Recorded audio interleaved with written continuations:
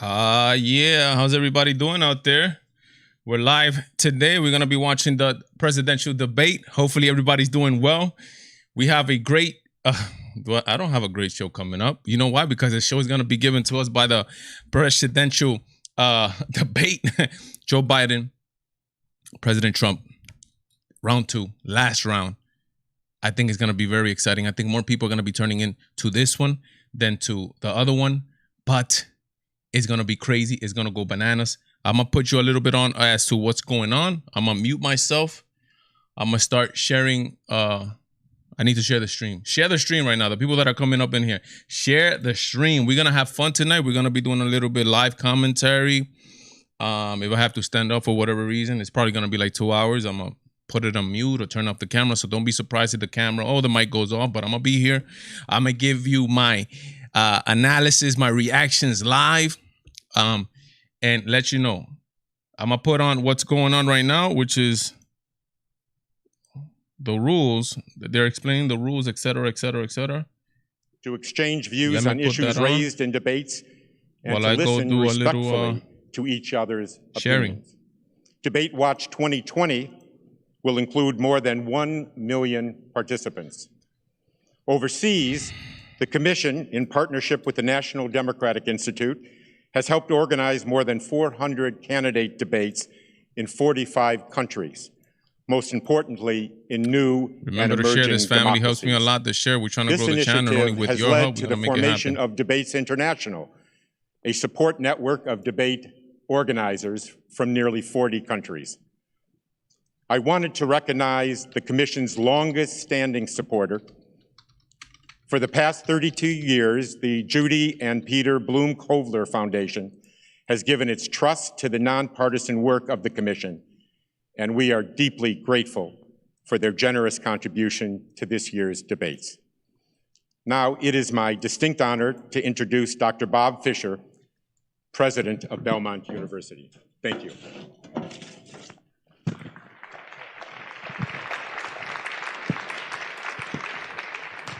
Thank you.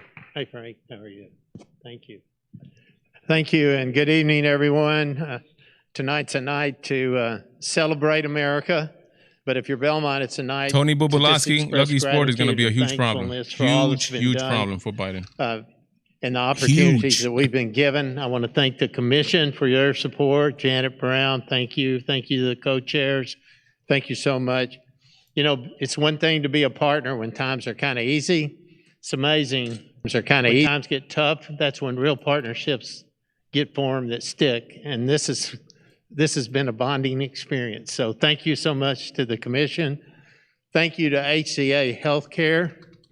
They're the ones that have given you all these tests and have made sure that everybody here tonight is safe. Their goal was to make this the safest place in America tonight, along with the Secret Service, who I also want to thank, and Metro Police, who I want to thank. All together have made this the safest place in America tonight. I'm so grateful for that. Thank you, Mayor Cooper, for your support. Thank you, Governor Lee.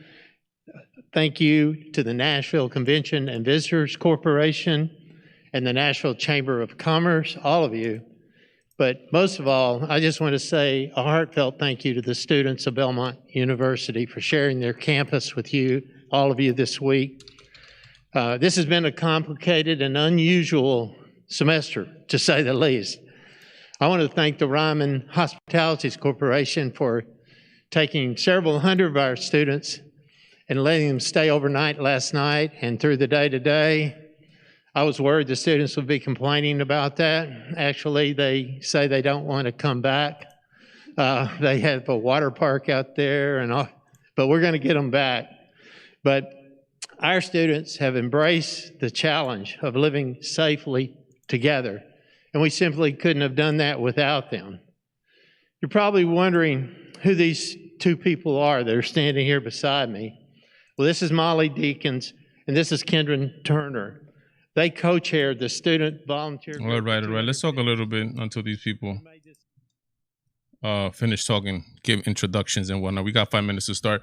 What am I looking for tonight? I'm looking for a more relaxed Donald Trump. I'm looking for a more precisely pointed Donald Trump. I'm looking for him. and I know it's gonna come up as Lucky Sport put it. I'm sorry, Tony Bobulowski. I literally right before I'm putting this on, I'm seeing the interview of Tony Bobulowski, if that's his name, if I'm saying it correctly. It's gonna be crazy. I mean, the media's not bringing it up. Don't expect the moderator to bring it up. Or as we see Melania walk in, it's gonna be crazy. But I need Donald Trump to stay focused. That way he can. The base is here. We're here. We're ready to go tomorrow. What I'm looking for Donald Trump to do is get the middle, the people that are in the middle, people that are undecided, independent voters. That's who I'm looking for Donald Trump to get. And I hope he strategically pointed to start this going on. Let me see who's in the chat. I will go say what's up. Like I said, for the people that are coming in up in here now, we are going to be doing some live commentary. I'm gonna be in and out of the stream, and hopefully I know it's gonna be an exciting one. So let's just get to it. Let me just put this on because I know for some reason I'm not seeing the screen here. Sometimes it goes, sometimes it's not. But let's go, man. Let's go. I'll be looking into the comments to see who's here, who's not, who's talking, who's chatting.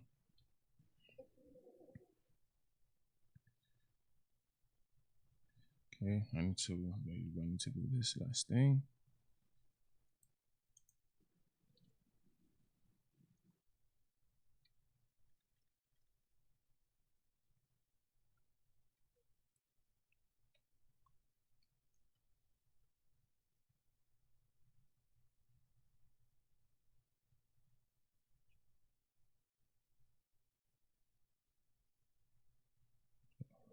It seems like they're about to start. Oh, 7 minutes though. We got 7 minutes to go. I thought it was 9 o'clock. So 7 minutes. Okay, let me set up things here while we wait. I think this is gonna be a very important. Everybody knows this. I think the only winner, Donald Trump needs to win this debate clearly. Like clearly for the American people. He needs to. This is a performance night for Donald Trump. Moderator for this evening's debate is Kristen Welker of NBC News. Good evening, everyone. Good evening. Thank you so much for being here. It is such an honor for me to moderate this debate tonight, the final debate. I want to welcome the First Family and the First Lady. We're so glad and thankful that you are feeling better. I want to welcome the Biden family, Dr. Jill Biden. Thank you all for being here tonight. We are so excited. We're looking forward to a really robust discussion. And the only thing I would reiterate are the CPD guidelines that when the candidates are talking, please hold any applause or any other reactions, except, of course, when they walk out. Make sure you cheer and loud and applause so that everyone can hear you. Thank you for having me. This is really the honor of a lifetime. I am going to sit down and just get organized and get settled, and the show will start very soon. Thank you for being here. Okay. 5 minutes, they say that the show will start. So let's see what they got. All right. This is like Super Bowl night. Something like that, huh? Very exciting. Man, I'm excited, to be honest. I mean, after that crazy debate last time, everybody's looking to see what's going to happen on this time. So much craziness has happened since then. Donald Trump has catch COVID. Thank God he came out good. The First Lady caught it. She's good. Kelly McEnany, she's good. A lot of people are good. As a matter of fact, none of the people that caught it, everybody has come out good out of it. So that's good, I think, in my opinion, even though some people, some Satanists and people, generally bad human beings in general, were wishing the death upon the president. The president was able to come out unscathed.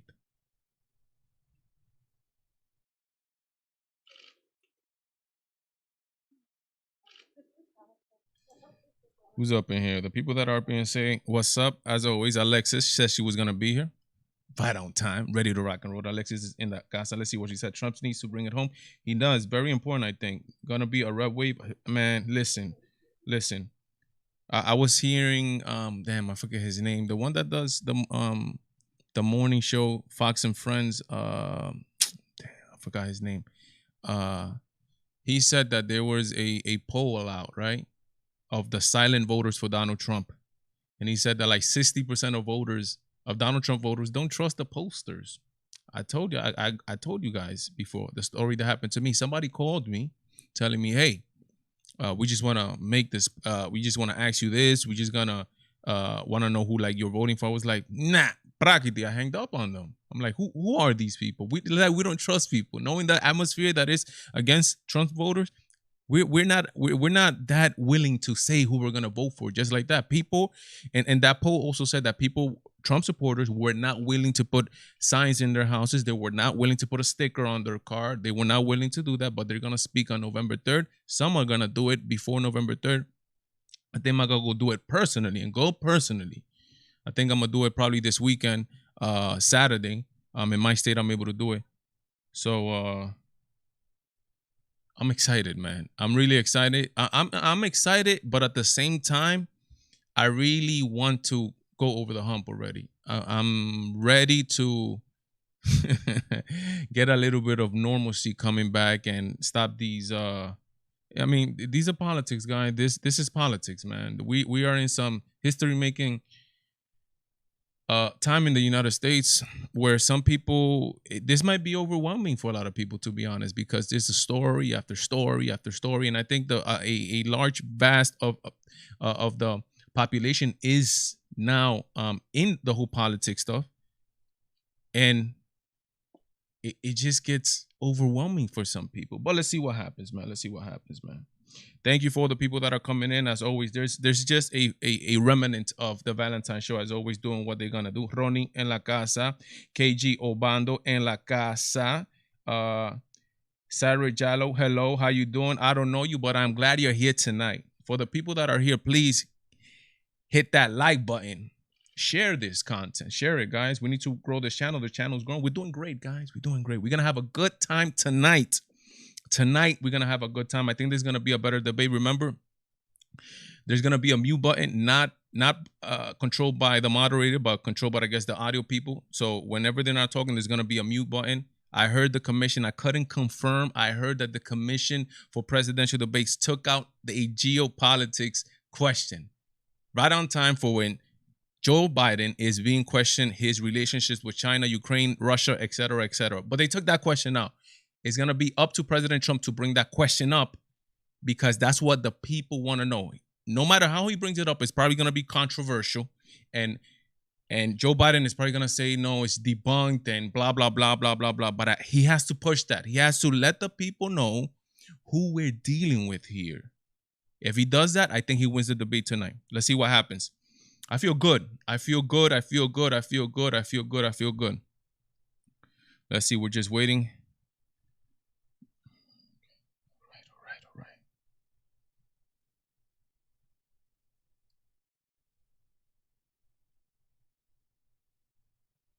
Look at that, man. KG Obando. We were at a sports bar for the last debate and were threatened by the liberal bartender. I'm telling you, man. I'm telling you. These people are, they're on another planet, man. These people are fascist. These people are authoritarian. These people, I'm telling you, this is who these people are. This is who these people are. But let's see what happens. Let's see what happens, man. When that silent majority speaks November 3rd, they're gonna know that we're out here and we control. All right, okay. Zooming in. Let's see. We're gonna start? Seems like we're gonna start. What time is it? I got here 9:04. Yep. Good evening from Belmont University in Nashville, Tennessee. I'm Kristen Welker of NBC News, and I welcome you to the final 2020 presidential debate between President Donald J. Trump and former Vice President Joe Biden. Tonight's debate is sponsored by the Commission on Presidential Debates. It is conducted under health and safety protocols designed by the Commission's health security advisor. The audience here in the hall has promised to remain silent. No cheers, boos, or other interruptions, except right now, as we welcome to the stage former Vice President Joe Biden and President Donald J. Trump.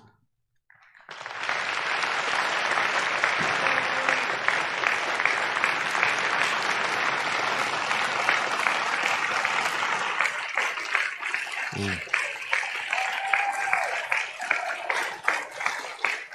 Okay, Trump walked out looking kind of mad. I didn't. And I do want to say a very good evening to both of you. This debate will cover 6 major topics. At the beginning of each section, each candidate will have 2 minutes uninterrupted to answer my first question. The debate commission will then turn on their microphone only when it is their turn to answer, and the commission will turn it off exactly when the 2 minutes have expired. After that, both microphones will remain on, but on behalf of the voters, I'm going to ask you to please speak one at a time. The goal is for you to hear each other and for the American people to hear every word of what you both have to say. And so with that, if you're ready, let's start. And we will begin with the fight against the coronavirus. President Trump, the first question is for you. The country is heading into a dangerous new phase. More than 40,000 Americans are in the hospital tonight with COVID, including record numbers here in Tennessee.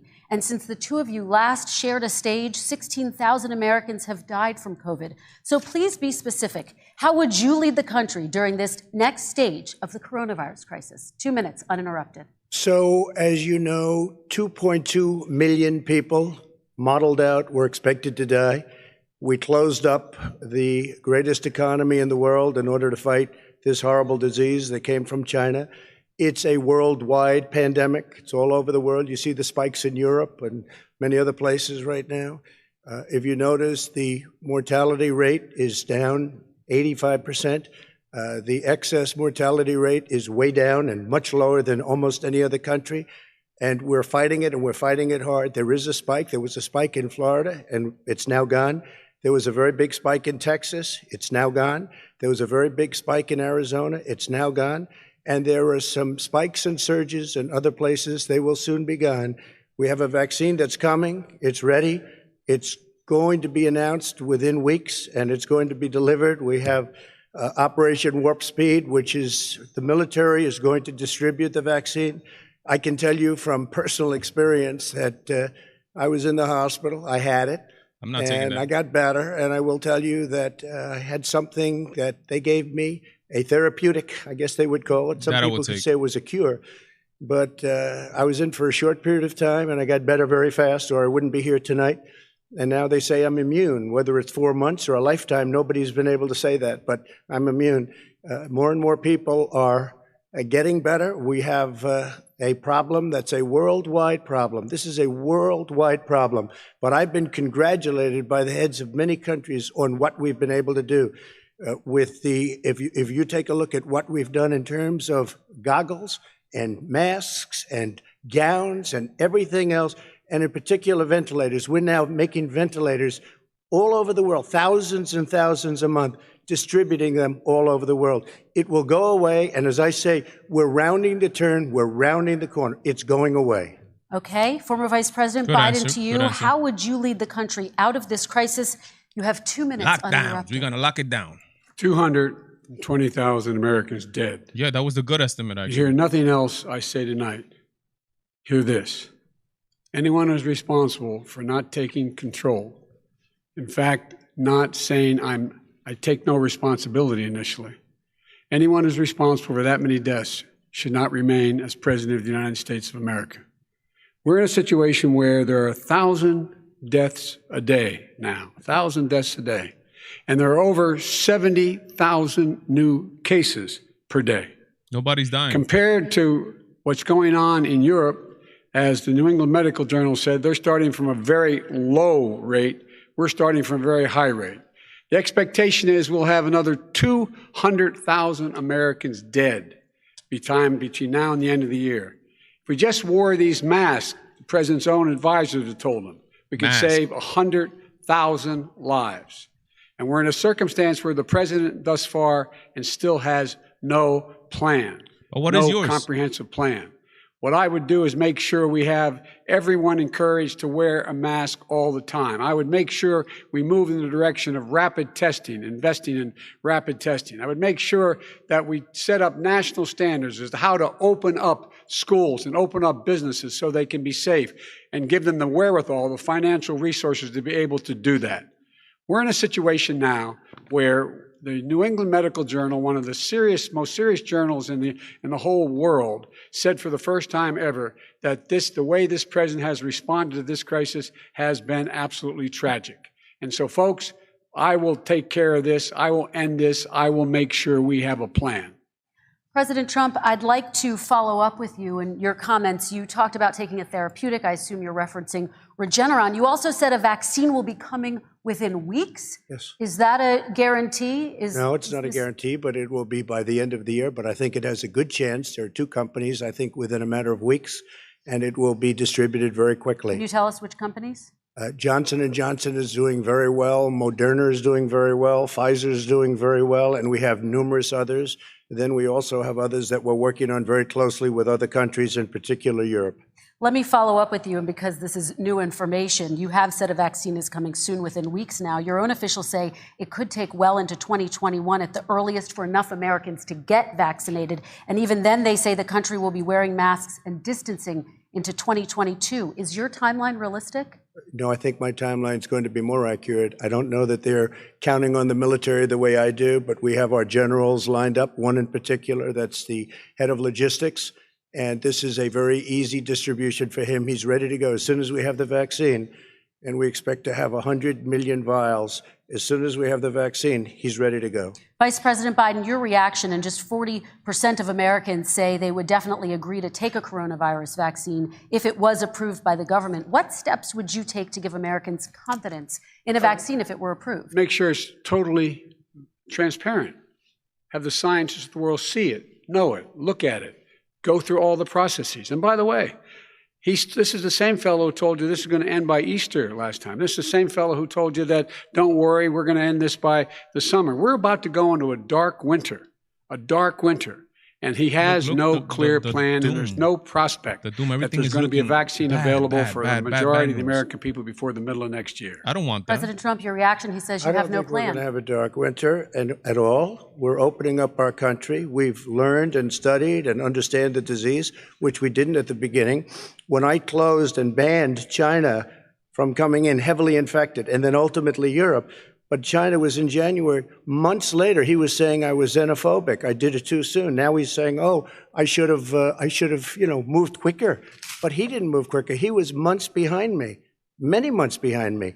And frankly, he ran the H1N1 swine flu, and it was a total disaster, far less lethal, but it was a total disaster. Had that had this kind of numbers, 700,000 people would be dead right now, but it was a far less lethal disease. Look, his own person who ran that for him, who, as you know, was his chief of staff, said it was catastrophic, it was horrible, we didn't know what we were doing.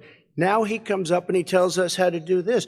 Also, everything that he said about the way every single move that he said we should make, that's what we've done. We've done all of it. But he was way behind us. He was. Vice President Biden, your response. My response is he is xenophobic, but not because he shut down access from China. And he did it late after 40 countries had already done that. Late. In addition to that, what he did, he made sure that we had 44 people that were in there in China trying to get to Wuhan to determine what exactly the source was. What did the president say in January? He said, no, he said, he's being transparent. The president of China is being transparent. We owe him a debt of gratitude. We have to thank him. And then what happened was we started talking about using the Defense Act to make sure we go out and get whatever is needed out there to protect people. And again, I go back to this. He had nothing. He did virtually nothing. And then he gets out of the hospital and he talks about, don't worry, it's all going to be over soon. Come on. That's good. There's not another serious scientist in the world who thinks it's going to be over soon. President Trump, your reaction? I say over soon. I say we're learning to live with it. We have no choice. We can't lock ourselves up in a basement like Joe does. He has the ability to lock himself up. I don't know. He's obviously made a lot of money someplace. But he has this thing about living in a basement. Look at Joe's face. Look at Joe's face. People can't do that. By the way, I, as the president, couldn't do that. He knows exactly I'd like to put myself in the basement or in a beautiful room in the White House and go away for a year and a half until it disappears. I can't do that. And Kirsten, every meeting I had, every meeting I had, and I'd meet a lot of families, including Gold Star families and military families. Every meeting I had, and I had to meet them. I had to. It would be horrible to have canceled everything. I said, you know, this is dangerous, and you catch it. And, you know, I caught it. I learned a lot. Great doctors, great hospitals. And now I recovered. 99.9 of young people recover. 99% of people recover. We have to recover. We can't close up our nation. We have to open our school, and we can't close up our nation, or you're not going to have a nation. We're not. And of course, the CDC has said young people can get sick with COVID-19 and can pass it. Vice President Biden, I want to talk broadly about strategy, though. You have Can I respond to that? 30 seconds, please, and then I have a question. No, number one, he says that we're learning to live with it. People are learning to die with it. You folks home will have an empty chair at the kitchen table this morning. That man or wife going to bed tonight and reaching over to try to touch their, out of habit, where their wife or husband was, is gone. Learning to live with it. Come on. We're dying with it. Because he's never said, you said it's dangerous. When's the last time? Is it really dangerous still? Are we dangerous? You tell the people it's dangerous now? What should they do about the danger? And you say, I take no responsibility. Let me talk about your two. Excuse me, I take full responsibility. Ooh. It's not my fault that he came here. It's China's fault. And you know what? It's not Joe's fault that he came here either. It's China's fault. They kept it from going into the rest of China for the most part, but they didn't keep it from coming out to the world, including Europe and ourselves. Vice President Biden. The fact is that when we knew it was coming, when it hit, what happened? What did the president say? You called him xenophobic. He said, don't worry. It's going to go away. Be gone by Easter. Don't worry. The warm weather. Don't worry. Maybe inject bleach. He said he was kidding when he said that, but a lot of people thought it was serious. A whole range of things the president has said. Even today, he thinks we are in control. We're about to lose 200,000 more people. President Trump. Look, perhaps just to finish this, I was kidding on that, but just to finish this, when I closed, he said, I shouldn't have closed. Exactly. And that went on for months. Nancy Pelosi said the same thing. She was dancing on the streets in Chinatown in San Francisco. But when I closed, he said, this is a terrible thing. You're xenophobic. I think he called me racist even. And because I was closing it to China. Now he says I should have closed it earlier. It just, Joe, it doesn't work. I didn't say either of those things. You certainly did. You certainly did. I talked about his xenophobia in a different context. It wasn't about closing the border to Chinese. It looks like they told him, "Yo, come down, Trump." All right, I want to talk about both of your different strategies to handle. He thought I shouldn't have closed the border. Well, that's obvious. Do you want to respond to that quickly, Vice President Biden? Okay. Let's talk about your different strategies toward dealing with this. Mr. Vice President, you suggested you would support new shutdowns if scientists recommended it. What do you say to Americans who are fearful that the cost of shutdowns, the impact on the economy, the higher rates of hunger, depression, domestic and substance abuse outweighs the risk of exposure to the virus? What I would say is I'm going to shut down the virus, not the country. It's his ineptitude that caused the country to have to shut down in large part. Why businesses have gone under, why schools are closed, why so many people have lost their living, and why they're concerned. Those other concerns are real. That's why he should have been, instead of in a sand trap in his golf course, he should have been negotiating with Nancy Pelosi and the rest of the Democrats and Republicans about what to do about the acts they were passing for billions of dollars to make sure people had the capacity. But you haven't ruled out more shutdowns.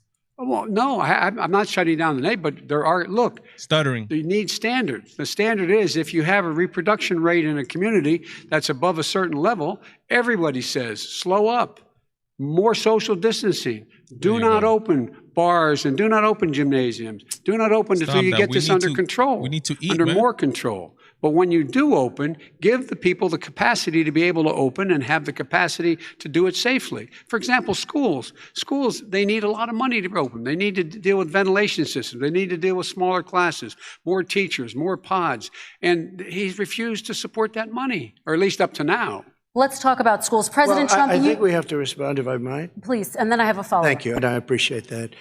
Look, all he does is talk about shutdowns, but forget about him. His Democrat governors, Cuomo in New York, you look at what's going on in California, you look at Pennsylvania, North Carolina, Democrats all, they're shut down so tight and they're dying. They're dying. And he supports all these people. All he talks about is shutdowns. No, we're not going to shut down, and we have to open our schools. And it's like, as an example, I have a young son. He also tested positive. By the time I spoke to the doctor the second time, he was fine. It just went away. Young people, I guess it's their immune system. Let me follow up with you, President Trump. You've demanded schools open in person and insist they can do it safely. But just yesterday, Boston became the latest city to move its public school system entirely online after a coronavirus spike. What is your message to parents who worry that sending their children to school will endanger not only their kids, but also their teachers and families? I want to open the schools. The transmittal rate to the teachers is very small, but I want to open the schools. We have to open our country. We're not going to have a country.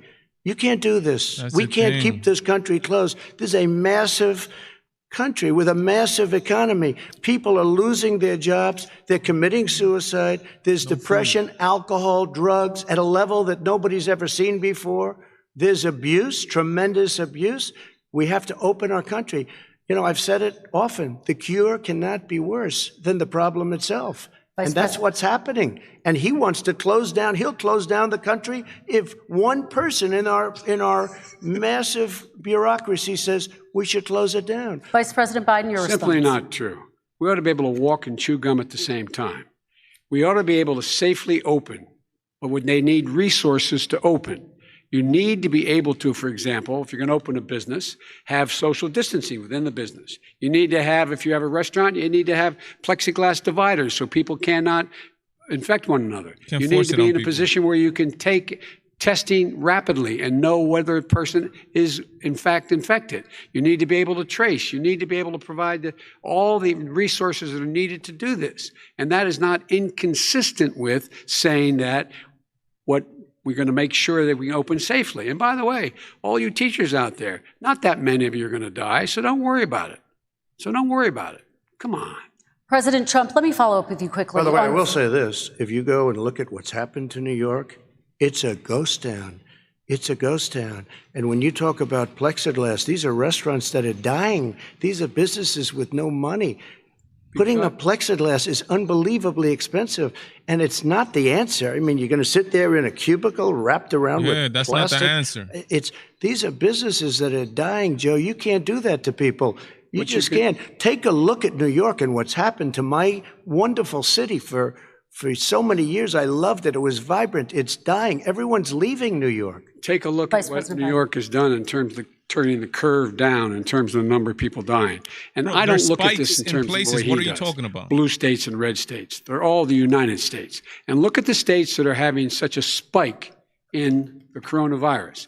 They're the red states. They're the states in the Midwest. They're the states in the upper Midwest. That's where the spike is occurring significantly. So he's not blue states or red states. All Americans. He just mentioned all red states. Americans. And what we have to do is say, wear these masks, number one. Make sure we get the help that the businesses need that has money's already been passed to do that. It's been out there since the beginning of the summer, and nothing's happened.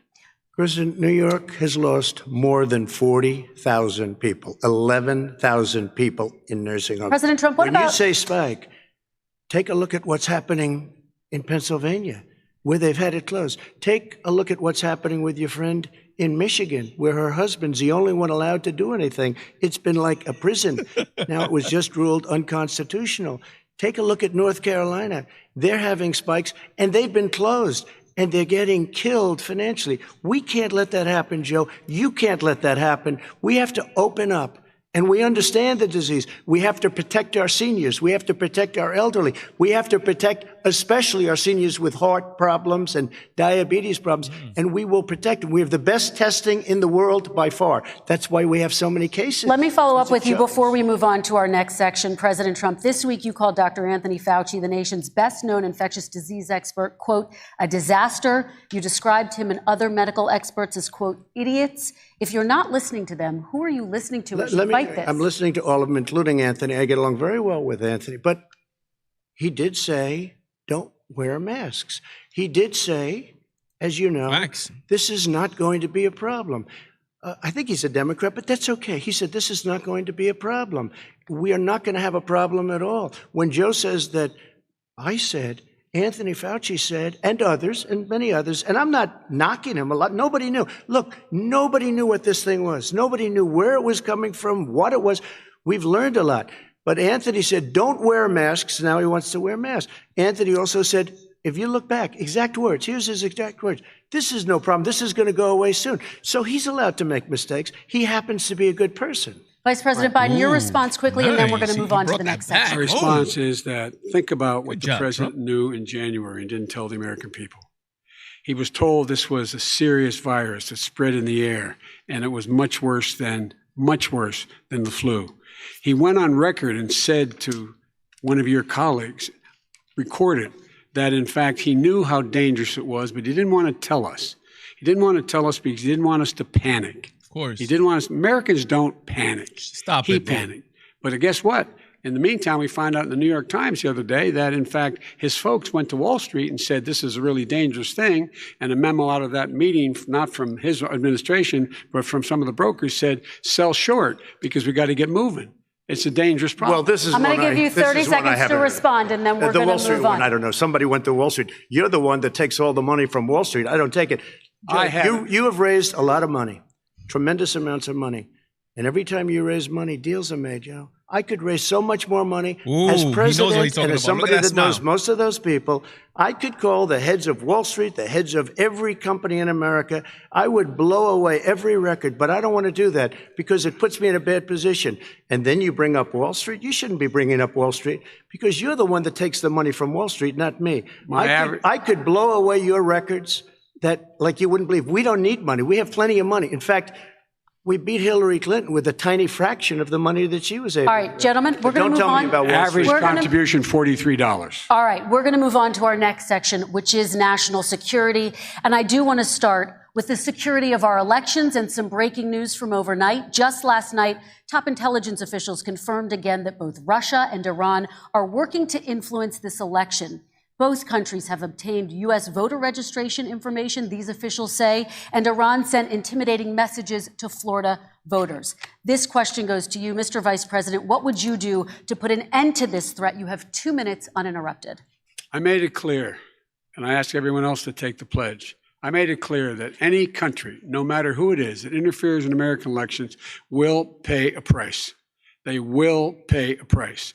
And it's been overwhelmingly clear this election, I won't even get into the last one, this election, that Russia has been involved, China has been involved to some degree, and now we learn that China's been involved to some degree. Iran is involved. They will pay a price if I'm elected. They're interfering with American sovereignty. That's what's going on right now. They're interfering with American sovereignty. And to the best of my knowledge, I don't think the president said anything to Putin about it. I don't think he's talking to them a lot. I don't think he said a word. I don't know why he hadn't said a word to Putin about it. And I don't know what he has recently said, if anything, to the Iranians. My guess is he'd probably be more outspoken with regard to the Iranians. But the point is this, folks.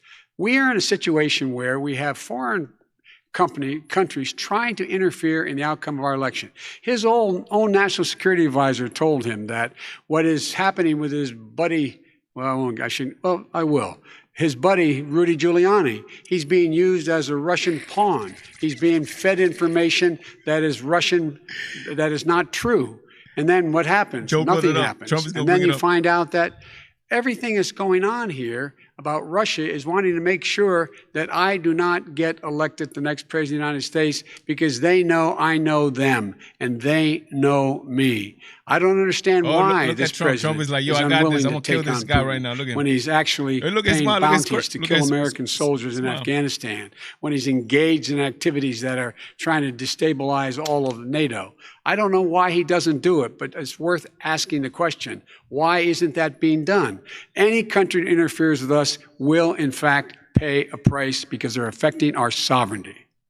President Trump, same question to you. Let me ask the question. You're going to have 2 minutes to respond. For 2 elections in a row now, there has been substantial interference from foreign adversaries. What would you do in your next term to put an end to this? 2 minutes uninterrupted. Well, let me respond to the first part, as Joe answered. Joe got $3.5 million from Russia, and it came through Putin because he was very friendly with the former mayor of Moscow, and it was the mayor of Moscow's wife. And you got $3.5 million. Your family got $3.5 million, someday you're going to have to explain, why did you get 3.5? I never got any money from Russia. I don't get money from Russia. Now, about your thing last night, I knew all about that. And through John Ratcliffe, who is fantastic, DNI, he said, the one thing that's common to both of them, they both want you to lose, because there has been nobody tougher to Russia. Between the sanctions, nobody tougher than me on Russia. Between the sanctions, between all of what I've done with NATO, I've got the NATO countries to put up an extra $130 billion, going to $420 billion a year. That's to guard against Russia. I sold, while he was selling pillows and sheets, I sold tank busters to Ukraine. There has been nobody tougher on Russia than Donald Trump. And I'll tell you, they were so bad. They took over the submarine port. You remember that very well. During your term, during you and Barack Obama, they took over a big part of what should have been Ukraine. You handed it to them, but you were getting a lot of money from Russia. They were paying you a lot of money, and they probably still are. But now, with what came out today, it's even worse. All of the emails, the horrible emails of the kind of money that you were raking in, you and your family. And Joe, you were vice president when some of this was happening, and it should have never happened. And I think you owe an explanation to the American people. Why is it? Somebody just had a news conference a little while ago who was essentially supposed to work with you and your family, but what he said was damning. And regardless of me, I think you have to clean it up and talk to the American people. Maybe you can do it right now. Shut up. Don't say nine, Trump. President Biden, don't say nine, Trump. Shut up. And then I do want to follow up on the election security. I have not taken a penny from any foreign source ever in my life. We learned I'm this glad you answered like that. Paid 50 times the tax in China. Weak has a secret answer. Bank account with China, does business in China, and in fact is talking about me taking money. I have not taken a single penny from any country whatsoever, ever. Number one. Number two, this is a president. I have released all of my tax returns, 22 years. Go look at them. 22 years of my tax return. You have not released a single solitary year of your tax return. What are you hiding? Why are you unwilling? The foreign countries are paying you a lot. Russia's paying you a lot. China's paying you a lot. And your hotels and all your businesses all around the country. All around the world. He's a businessman. And China's building a new road to a new a golf course you have overseas. So what's going on here? Why don't release your tax return or stop talking about corruption? President Trump, your response. First of all, I called my accountants, under audit. I'm going to release them as soon as we can. I want to do it, and it'll show how successful, how great this company is. But much more importantly than that, people were saying $750. I asked them a week ago, I said, what did I pay? They said, sir, you prepaid tens of millions of dollars. I prepaid my tax. Tens over the last number of years. Tens of millions of dollars I prepaid because at some point they think it's an estimate. They think I may have to pay tax. So I already prepaid it. Nobody told me that. Did your accountant Nobody tell told you that. Excuse them? Me. And it wasn't written whenever they write this. They keep talking about $750, which I think is a filing fee. But let me just tell you, I prepaid millions and millions of dollars in taxes. Number one. Number two, I don't make money from China. You do. I don't make money from Ukraine. You do. I don't make money from Russia. You do. You made $3.5 million. I'm glad he's pushing and your son gave you. They even have a statement that we have to give 10% to the big man. You're the big man, I think. I don't know. Maybe you're not. But you're the big man, I think. Your son said we have to give 10% to the big man. Joe, what's that all about? It's terrible. I'm glad he's pushing all right, gentlemen, I want to ask you both some questions about all of this, but I'm going to let you both respond very quickly. You just said you spoke to your accountant about potentially releasing your taxes. Did he tell you when you can release them? Do you have a deadline for when you're going to release them to the American people? I get treated worse than the Tea Party got treated. Because I have a lot of people in there, deep down in the IRS, they treat me horribly. We made a deal, it was all settled until I decide to run for president. I get treated very badly by the IRS, very unfairly. But we had a deal all done. As soon as we're completed with the deal, I want to release it. But I have paid millions and millions of dollars, and it's worse than paying. I paid in advance. It's called prepaying your taxes. I paid in advance. I want to ask you both about questions regarding your potential foreign entanglements and questions that have been raised to give you both a chance to talk about this more broadly. Respond very quickly, and then I'll get to my question. Why did he's been saying this for 4 years? Show us. Just show us. Stop playing around. So he's not going to respond? You've been saying for 4 years you're going to reduce your taxes. Nobody knows it, Mr. President. What they do know is you're not paying your taxes, or you're paying taxes that are so low. When last time he said what he paid, he said, I only pay that little because I'm smart. I know how to game the system. Come on. Come on, folks. Come on, Jack. So, President Trump, and then I want to get to two questions to both of you on this. I was put through a phony witch hunt for 3 years. It started before I even got elected. They spied on my campaign. No president should ever have to go through what I went through. Let me just say this. Mueller and 18 angry Democrats and FBI agents all over the place spent $48 million. They went through everything I had, including my tax returns, and they found absolutely no collusion and nothing wrong. 48 million. I guarantee you, if I spent 1 million on you, Joe, I could find plenty wrong, because the kind of things that you've done and the kind of monies that your family has taken. I mean, your brother made money in Iraq, millions of dollars. Your other brother made a fortune, and it's all through you, Joe. And they say you get some of it, and you do live very well. You have houses all over the place. You live very well. All right, gentlemen, let me just ask some questions about all of this. No answer. Vice President Biden, there have been questions about the work your son has done in China and for a Ukrainian energy company when you were vice president. In retrospect, was anything about those relationships inappropriate or unethical? Nothing was unethical. Here's what the deal. With regard to Ukraine, we had this whole question about whether or not, because he was on the board, I later learned of Burisma, a company, that somehow I had done something wrong. Yet every single solitary person, when he was going through his impeachment, testifying under oath who worked for him, said, I did my job impeccably. I carried out U.S. policy. Not one single solitary thing was out of line. Not a single thing, number one. Number two, the guy who got in trouble in Ukraine was this guy trying to bribe the Ukrainian government to say something negative about me, which they would not do and did not do, because it never, ever, ever happened. Come on, Pop. My son has not made money in terms of this thing about, what are you talking about? China. I have not had it. The only guy made money from China is this guy. He's the only one. Nobody else has made money from China. President Trump, let me ask my question to you. But could I just one thing? Very quickly. His son didn't have a job for a long time, was sadly no longer in the military service. I won't get into that. And he didn't have a job. As soon as he became vice president, Burisma, not the best reputation in the world. I hear they paid him $183,000 a month. Listen to this.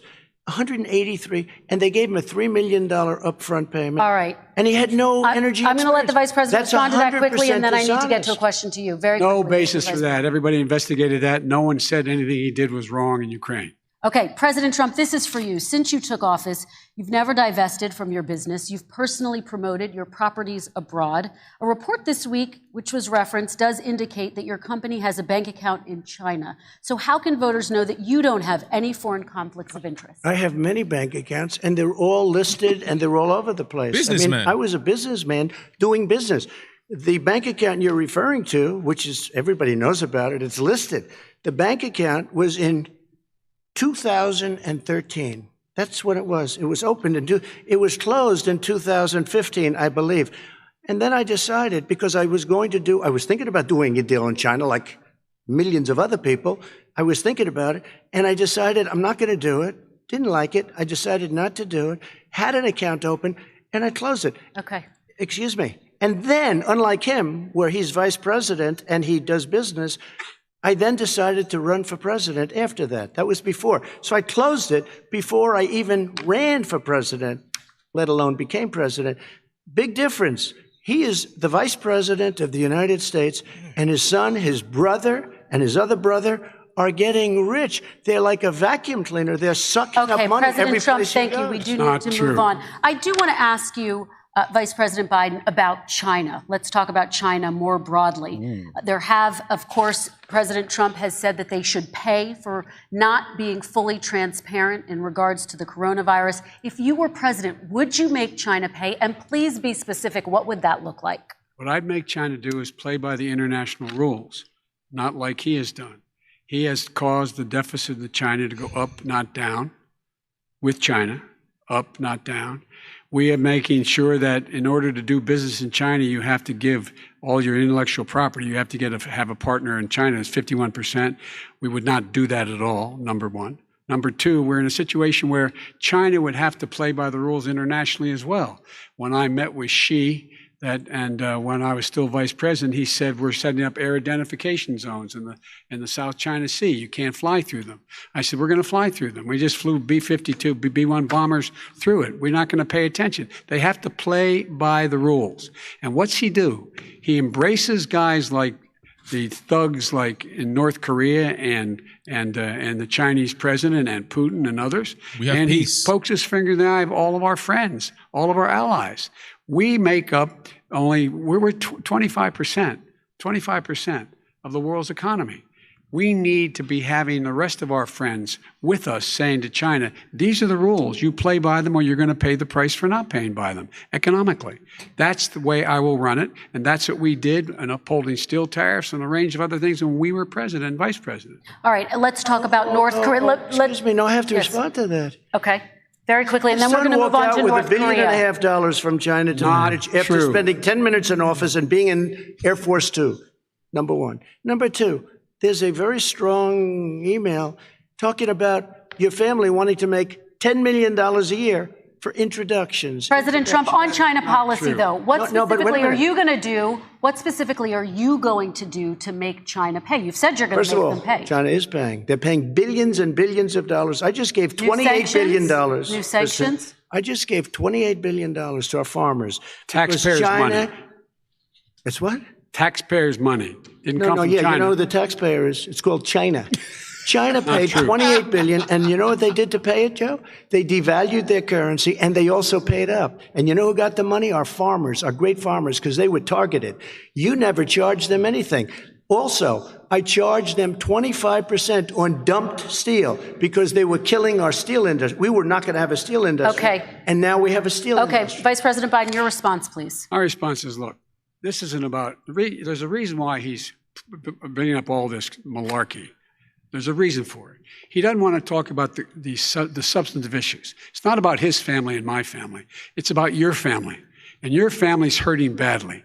If you're making if you're a middle-class family, you're getting hurt badly right now. You're sitting at the kitchen table this morning deciding, well, we can't get new tires, they're bald because we have to wait another month or so. Or are we going to be able to pay the mortgage? Or who's going to tell her she can't go back to community college? They're the decisions you're making in the middle-class families like I grew up in Scranton and Claymont. They're in trouble. We should be talking about your families, but that's the last thing he wants to talk about. I want to talk about North Korea. Excuse me, I do want to turn to please. 10 seconds, Mr. President. That's 10 a seconds. typical political statement. Let's get off this China thing, and then he looks, the family, around the table, everything. Just a typical politician when I see that. Let's talk about North Korea. I'm not a typical politician. Okay, that's why I got elected. Let's get off the subject of China. Let's talk sitting around the table. All right. Come on, Joe, you can do better. We're going to talk about North Korea now. President Trump, you've met with North Korean leader Kim Jong-un 3 times. You've talked about your beautiful letters with him. You've touted the fact that there hasn't been a war or a long-range missile test. And yet North Korea recently rolled out its biggest ever intercontinental ballistic missile and continues to develop its nuclear arsenal. Do you see that as a betrayal of the relationship you forged? Just 30 seconds here because we need to get on to the next one. So when I met with Barack Obama, we sat in the White House right at the beginning, had a great conversation. It was supposed to be 15 minutes, and it was well over an hour. He said the biggest problem we have with North Korea. He indicated we will be in a war with North Korea. Guess what? It would be a nuclear war, and he does have plenty of nuclear capability.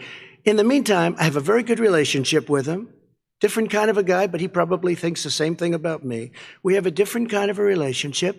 We have a very good relationship, and there's no war. And you know, about 2 months ago, He broke into a certain area. They said, oh, there's going to be trouble. I said, no, they're not, because he's not going to do that. And I was right. Look, instead of being in a war where millions of people, Seoul, you know, is 25 miles away.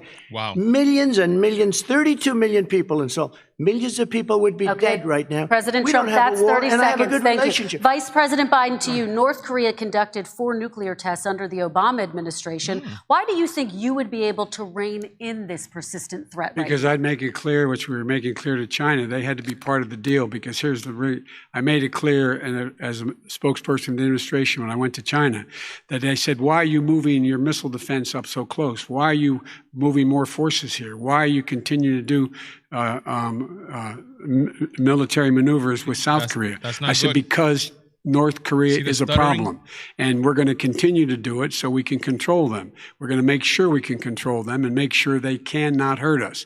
And so if you want to do something about it, step up and help. If not, it's going to continue. What has he done? He's legitimized North Korea. He's talked about his good buddy who's a thug, and he talks about how we're better off. And they have much more capable missiles, able to reach U.S. territory much more easily than ever did before. Let me follow up No with answer. you, Vice President Biden. You've said you wouldn't meet with Kim Jong-un without preconditions. Are there any conditions under which you would meet with him? On the condition that he would agree that he would be drawing down his nuclear capacity to get the Korean Peninsula should be nuclear-free zone. All right, had let's 8 move years of on that, and you could to have done that. American Kristen, families. they tried Very to quickly, meet with 10 him. seconds, They President. tried to meet with him. He wouldn't do it. He didn't like Obama. He didn't like him. He wouldn't do it. Okay, I know got to for give him a fact they chance to tried. respond to that He before we wouldn't move do on. it. And that's okay. You know what? North Korea, we're not in a war. We have a good relationship. You know, people don't understand. Having a good President relationship Trump, with we have leaders to of move other on, 'cause countries we have a is a lot good of thing. We have a lot of questions to get Yes, to. not That's Your like response. saying we had a good relationship with Hitler before he, in fact, invaded Europe, the rest of Europe. Come on. The reason he Jack. would not meet with President Obama is because President Obama said, we're going to talk about denuclearization. Man, we're not because going to President legitimize you. We're Obama- going to continue to put stronger and stronger sanctions on you. He did whatever That's he why wants. he wouldn't meet with us. All right, And it let's didn't move happen. on. Let's Excuse move on me. and talk He about left American me a families. mess, Kristen. President Trump, okay, we do They need to move left on. me a mess. North Korea was a mess. We And need in fact, to if move on you so that remember we the can get first to 2 all or of our 3 other months, questions tonight, there was a President very Trump. dangerous period in my first 3 months before we sort of worked things out a little bit. Okay. There was a they left us a mess. And Obama would be, I think, the first to say it was the single biggest problem he thought that our country had. Okay, let's move on to American families and the economy. One of the issues that's most important to them is health care, as you both know. Today, there was a key vote on a new Supreme Court Justice, Amy Coney Barrett, and health care is at the center of her confirmation fight. Over 20 million Americans get their health insurance through the Affordable Care Act. It's headed to the Supreme Court, and your administration, Mr. President, is advocating for the court to overturn it.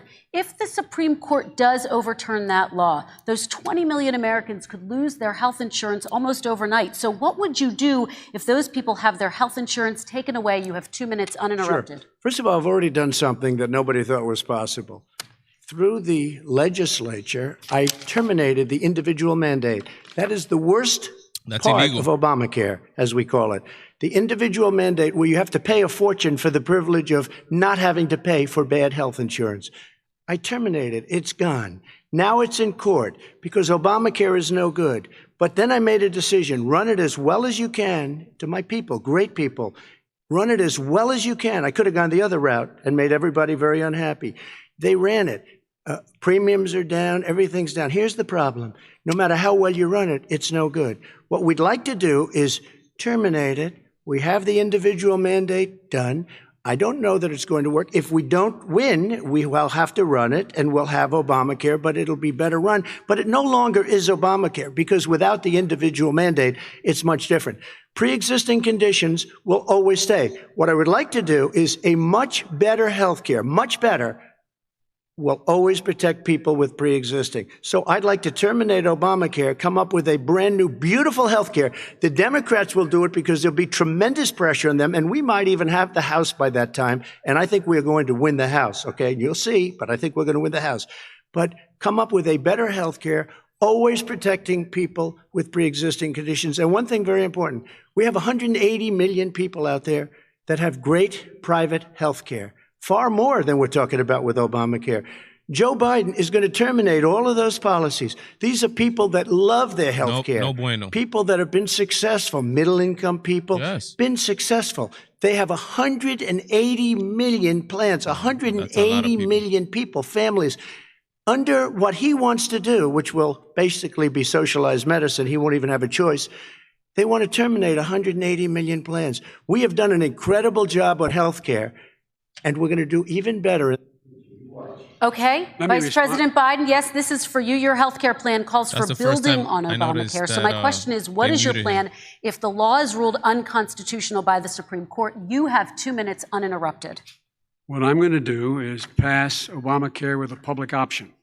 It'll become Biden-care. The public option is an option that says that if you, in fact, do not have the wherewithal if you qualify for Medicaid and you do not have the wherewithal in your state to get Medicaid, you automatically are enrolled, providing competition for insurance companies. That's what's going to happen. Secondly, we're going to make sure we reduce the premiums and reduce drug prices by making sure that there's competition that doesn't exist now by allowing the Medicare to negotiate drug prices with the insurance companies. Thirdly, the idea that I want to eliminate private insurance, the reason why I had such a fight with 20 candidates for the nomination was I support private insurance. That's why not one single person with private insurance would lose their insurance under my plan, nor did they under Obamacare. They did not lose their insurance unless they chose they wanted to go to something else. Lastly, we're going to make sure we're in a situation that we actually protect pre-existing. There's no way he can protect pre-existing conditions. None, zero. You can't do it in the ether. He's been talking about this for a long time. He's never come up with a plan. I guess we're going to get the pre-existing condition plan the same time we get the infrastructure plan that we've been waiting since 17, 18, 19, and 20. The fact, I still have a few more minutes. I know you're getting anxious. The fact is that he's already cost the American people, because of his terrible handling of the COVID virus and the economic spillover, 10 million people have lost their private insurance. And he wants to take away 22 million more people who have it under Obamacare, and over 110 million people with pre-existing conditions. And all the people from COVID are going to have pre-existing conditions. What are they going to do? I have a follow-up for you, Vice President Biden. It relates to something that to President Trump said. He's accusing you of wanting socialized medicine. What do you say to people who have concerns that your health care plan, which includes a government insurance option, takes the country one step closer to a health care system run entirely by the government? What's your response to that? I say it's ridiculous. It's like saying that, the idea that the fact that there's a public option that people can choose, that makes it a socialist plan. Look, the difference between the president, I think healthcare is not a privilege, it's a right. Everyone should have the right to have affordable healthcare. And I am very proud of my plan. It's gotten endorsed by all the major labor unions, as well as a whole range of other people who, in fact, are concerned in the medical field. This is something that's going to save people's lives, and this is going to give some people an opportunity to have health care for their children. How many of you home are worried and rolling around in bed tonight wondering what in God's name you're going to do if you get sick because you've lost your home insurance, your health insurance your company's gone under? We have to provide health insurance for people at an affordable rate, and that's what I do. President Trump, excuse me, he was there response. For 47 years. He didn't do it. He was now there as vice president for 8 years, and it's not like it was 25 years ago. It was 3 3/4. It was just a little while ago, right? Less than 4 years ago. He didn't do anything. He didn't do it. He wants socialized medicine, and it's not that he wants it. His vice president, she is more liberal than Bernie Sanders and wants it even more. Bernie Sanders wants it. The Democrats want it. You're going to have socialized medicine, just like he went with fracking. We're not going to have fracking. We're going to stop fracking. We're going to stop fracking. Then he goes to Pennsylvania after he gets a nomination, where he got very lucky to get it. And he goes to Pennsylvania and he says, oh, we're going to have fracking. And you never asked that question. And by the way, so far, I respect very much the way you're handling this, I have to say. By the way. But somebody should ask the question. You can ask. He goes for a year. There will be no fracking. We have a number of topics. No, but that's a big question. We're going to get to. It's the same thing with socialized medicine. I have to respond. Vice President, your response, please. My response is people deserve to have affordable health care, period. period, period, period. And the Biden care proposal will, in fact, provide for that affordable health care, lower premiums. What we're going to do is going to cost some money. Again, it's going to cost Biden care. over $750 billion over 10 years to do it. And they're going to have lower premiums. You can buy into the better plans, the cheaper plans, lower your premiums, deal with unexpected billing, and have your drug prices drop significantly. He keeps talking about it. He hasn't done a thing for anybody on health care. Not a thing. Tristan, when Very he quickly, says, then I want to talk about when he what's says happening on public Capitol option, Hill. he's talking about socialized medicine and and healthcare. When he talks about a public option, he's talking about destroying your Medicare, totally destroying your Social Security, and this whole country will come down. You know, Bernie Sanders tried it in his state. He tried it in his state. His governor was a very liberal governor. They wanted to make it work. Okay, let's let Vice President Biden respond. It doesn't Vice work. President He's Biden, a very your response. confused guy. He thinks he's running against somebody else. He's running against Joe Biden. I beat all those other people because I disagreed with them. Joe Biden he's running against. And the idea that we're in a situation that they're going to destroy Medicare, this is the guy that the actuary at Medicare said, if in fact, at Social Security, if in fact he continues to withhold his plan to withhold the tax on Social Security will be bankrupt by 2023 with no way to make up for it. This is the guy who's tried to cut Medicare. So the idea that Donald Trump is lecturing me on Social Security and Medicare. You've been here 47 years, dude. Come on. He tried to get rid of. He tried to hurt Social Security years ago. Years ago. Go back and look at the records. He tried to hurt Social Security years ago. All right, let's move on. I'm going to move on. Mr. President, I have to move on to the next question. They said the stock market will boom if I'm elected. If he's elected, the stock market will crash. Okay, let's move on to the next question very quickly. Look, the idea that the stock market is booming is his only measure of what's happening. It is booming. Where I come from in Scranton and Claymont, that people don't live off of the stock market. Just in the last three years during this crisis, the billionaires in this country made, according to the Wall Street, $700 billion more dollars. The billionaires are supporting you. $700 billion more dollars. Because that's his only measure. What happens to the ordinary people out there? What happens to them? Let's talk about what's happening on Capitol Hill. We're going to move on, 401ks are through the roof. We're going to move on. Stock are through the roof. All right. And he doesn't come from Scranton. That's like he lived there for a short period of time before he even knew it. We're going to move on to the next question. And the people of Pennsylvania Let me will move show on you to my next question, They gentlemen. understand. As of tonight, more than 12 million people are out of work. And as of tonight, 8 million more Americans have fallen into poverty, and more families are going hungry every day. Those hit hardest are women and people of color. They see Washington fighting over a relief bill. Mr. President, why haven't you been able to get them the help they need? 30 seconds here. Because Nancy Pelosi doesn't want to approve it. I do. But you're the president. I do, but I still have to get. Unfortunately, that's one of the reasons I think we're going to take over the House, because of her. Nancy Pelosi doesn't want to approve anything because she'd love to have some victories on a date called November 3rd.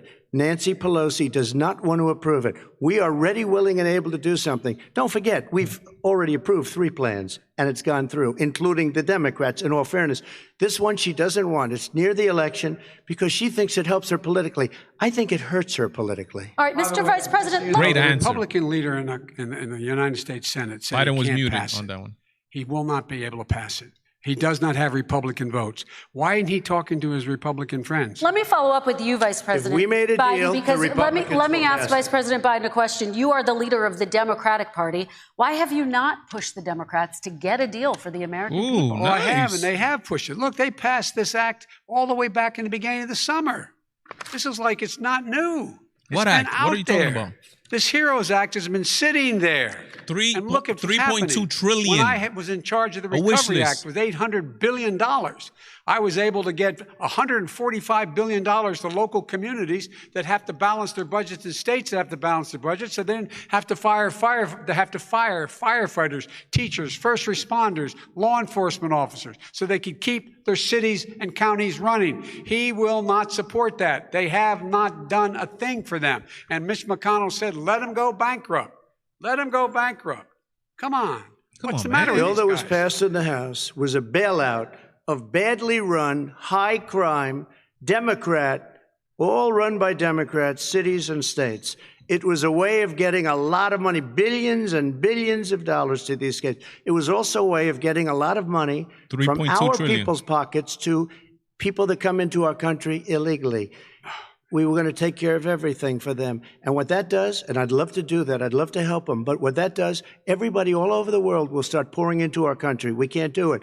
This was a way of taking care of them. This was a way of spending on things that had nothing to do with COVID, as per your question.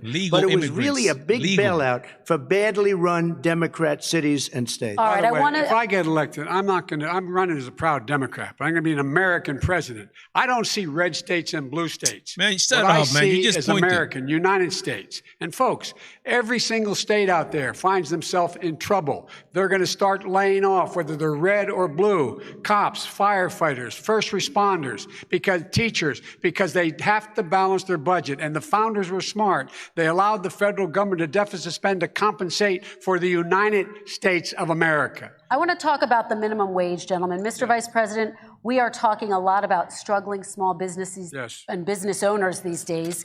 Do you think this is the right time to ask them to raise the minimum wage? You, of course, I'm against the minimum wage. No minimum wage. I do, because I think one of the things we're going to have to do is we're going to have to bail them out too.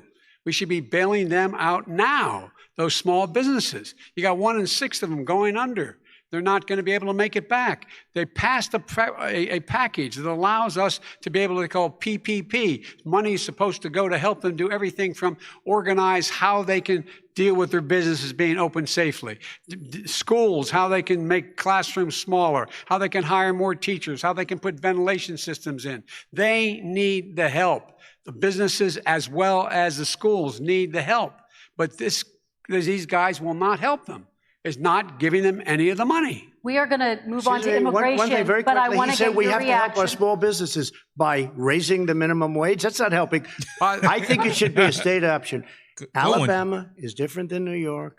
New York is different from Vermont. Yes. Every state is different. It should be a state option. You said very recently. We have to help. It's very important. We have to help our small businesses. How are you helping your small businesses when you're forcing wages? What's going to happen, and what's been proven to happen, is when you do that, these small businesses fire many of their employees. You said very recently you would consider raising the federal minimum wage to $15 an hour. You said recently you would consider raising the federal minimum wage to $15 an hour. Is that still the case? And I would consider it to an extent, but what I really like, in a second administration, but not to a level that's going to put all these businesses out of business. It should be a state option. Look, I've lived in different places. I know different places. They're all different. Some places, $15 is not so bad. In other places, other states, $15 would be Okay, President Trump, thank you. Quick response, Vice President Biden. 2 jobs, 1 job, be below poverty. People are making $6, $7, $8 an hour. These first responders, we all clap for as they come down the street because they've allowed us to make it. What's happening? They deserve a minimum wage of $15. Anything below that puts you below the poverty level. And there is no evidence that when you raise the minimum wage, businesses go out of business. That is simply not true. We're going to talk about immigration. We're going to talk about immigration now, gentlemen. Google Seattle, man. What happened when they raised the minimum wage? Mr. President, your administration separated children from their parents at the border, at least 4,000 kids. You've since reversed your zero-tolerance policy, but the United States can't locate the parents of more than 500 children. So how will these families ever be reunited? Children are brought here by coyotes and lots of bad people, cartels, and they're brought here, and they used to use them to get into our country. We now have as strong a border as we've ever had. We're over 400 miles of brand new wall. You see the numbers, and we let people in, but they have to come in legally, and they come in through merit. But how will you reunite these kids with their families, Let me just tell you, Mr. President? They built cages. You know, they used to say, I built the cages, and then they had a picture in a certain newspaper, and it was a picture of these horrible cages, and they said, look at these cages. President Trump built them, and then it was determined they were built in 2014. Point to them. There you go. Do you have a plan to reunite the kids? Yes, we're working on it we're trying very hard. But a lot of these kids come out without the parents. They come over through cartels and through coyotes and through gangs. Vice President Biden, let me bring you into this conversation. Quick response and then another question to you. These 500 plus kids came with parents. They separated them at the border to make it a disincentive to come to begin with. Real tough. We're really strong. And guess what? They cannot, it's not coyotes didn't bring them over. Their parents were with them. They got separated from their parents. And it makes us a laughing stock and violates every notion of who we are as a nation. Let me ask you a follow-up Kristen, question. they did it. We changed the policy. Your response they to that? They did it. We changed. Did not They built the separate cages. They, who built the cages, Joe? Let's talk about what who we're built the talking cages, about. Joe? Let's talk about what we're talking about. What happened? Parents were ripped, their kids were ripped from their arms and separated. And now they cannot find over 500 sets of those parents, and those kids are alone. Nowhere to go. Nowhere to go. It's criminal. It's criminal. Let me ask Kristen, you about I will say this. They went down. We brought seconds, reporters, everything. They are so well taken care of. They are. They're in facilities that were so clean. Hotels. Some of them Gotten haven't been such reunited But with just their ask families. one question. Who built the cages? I'd love you to ask him that. Who built the cages? Let me ask about your immigration policy, Mr. Vice President. The Obama administration did fail to deliver immigration reform, which had been a key promise during the administration. It also presided over record deportations as well as family detentions at the border before changing course. So why should voters trust you with an immigration overhaul now? Because we made a mistake. It took too long to get it right. It took too long to get it right. I'll be president of the United States, not vice president of the United States. And the fact so he's is, blaming I made Obama. it very clear. Within 100 days, I'm going to send to the United States Congress a pathway to citizenship for over 11 million undocumented people. Blah, blah, and blah. all of those so-called dreamers, those DACA kids, they're going to be immediately certified again to be able to stay in this country and put on a path to citizenship. The idea that they are being sent home by this guy, and they want to do that, is they've gone to a country they've never seen before.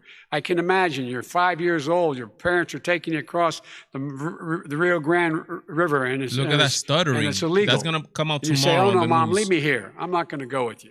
They've been here. Many of them are model citizens. Over 20,000 of them are first responders out there taking care of people during this crisis. We owe them. We owe them. President Kristen, Trump, he your had reaction. 8 years to do what he said he was going to do. And I've changed without having a specific. We got rid of catch and release. We got rid of a lot of horrible things that they put in and that they lived with. But he had 8 years he was vice president. He did nothing except build cages to keep children in. Vice President Wrong. Biden, your response. The catch and release, you know what he's talking about there? If in fact you had a family came across and they were arrested, they in fact were given a date to show up for their hearing. They should They have were stayed. released. And guess Horrible. what? They showed up. No, stop for a that. hearing. And this is the first president in the history of the United States of America that anybody seeking asylum has to do it in another country. Yes. That's never happened before in America. What a That's liar. never happened before in What America. a liar. You come to the United States and you make your case that I seek asylum based on the following premise, why I deserve it under American law. No. They're sitting in squalor on the other side of the river. President Trump, your response, so 30 important. seconds, and then we'll move It just shows that he has no understanding of immigration or the laws. That's true. Catch and release is a disaster. A murderer would come in, a rapist would come in, a very bad person would come in. We Release would them. take their name. We have to release them into our country. No. And then you say they come back.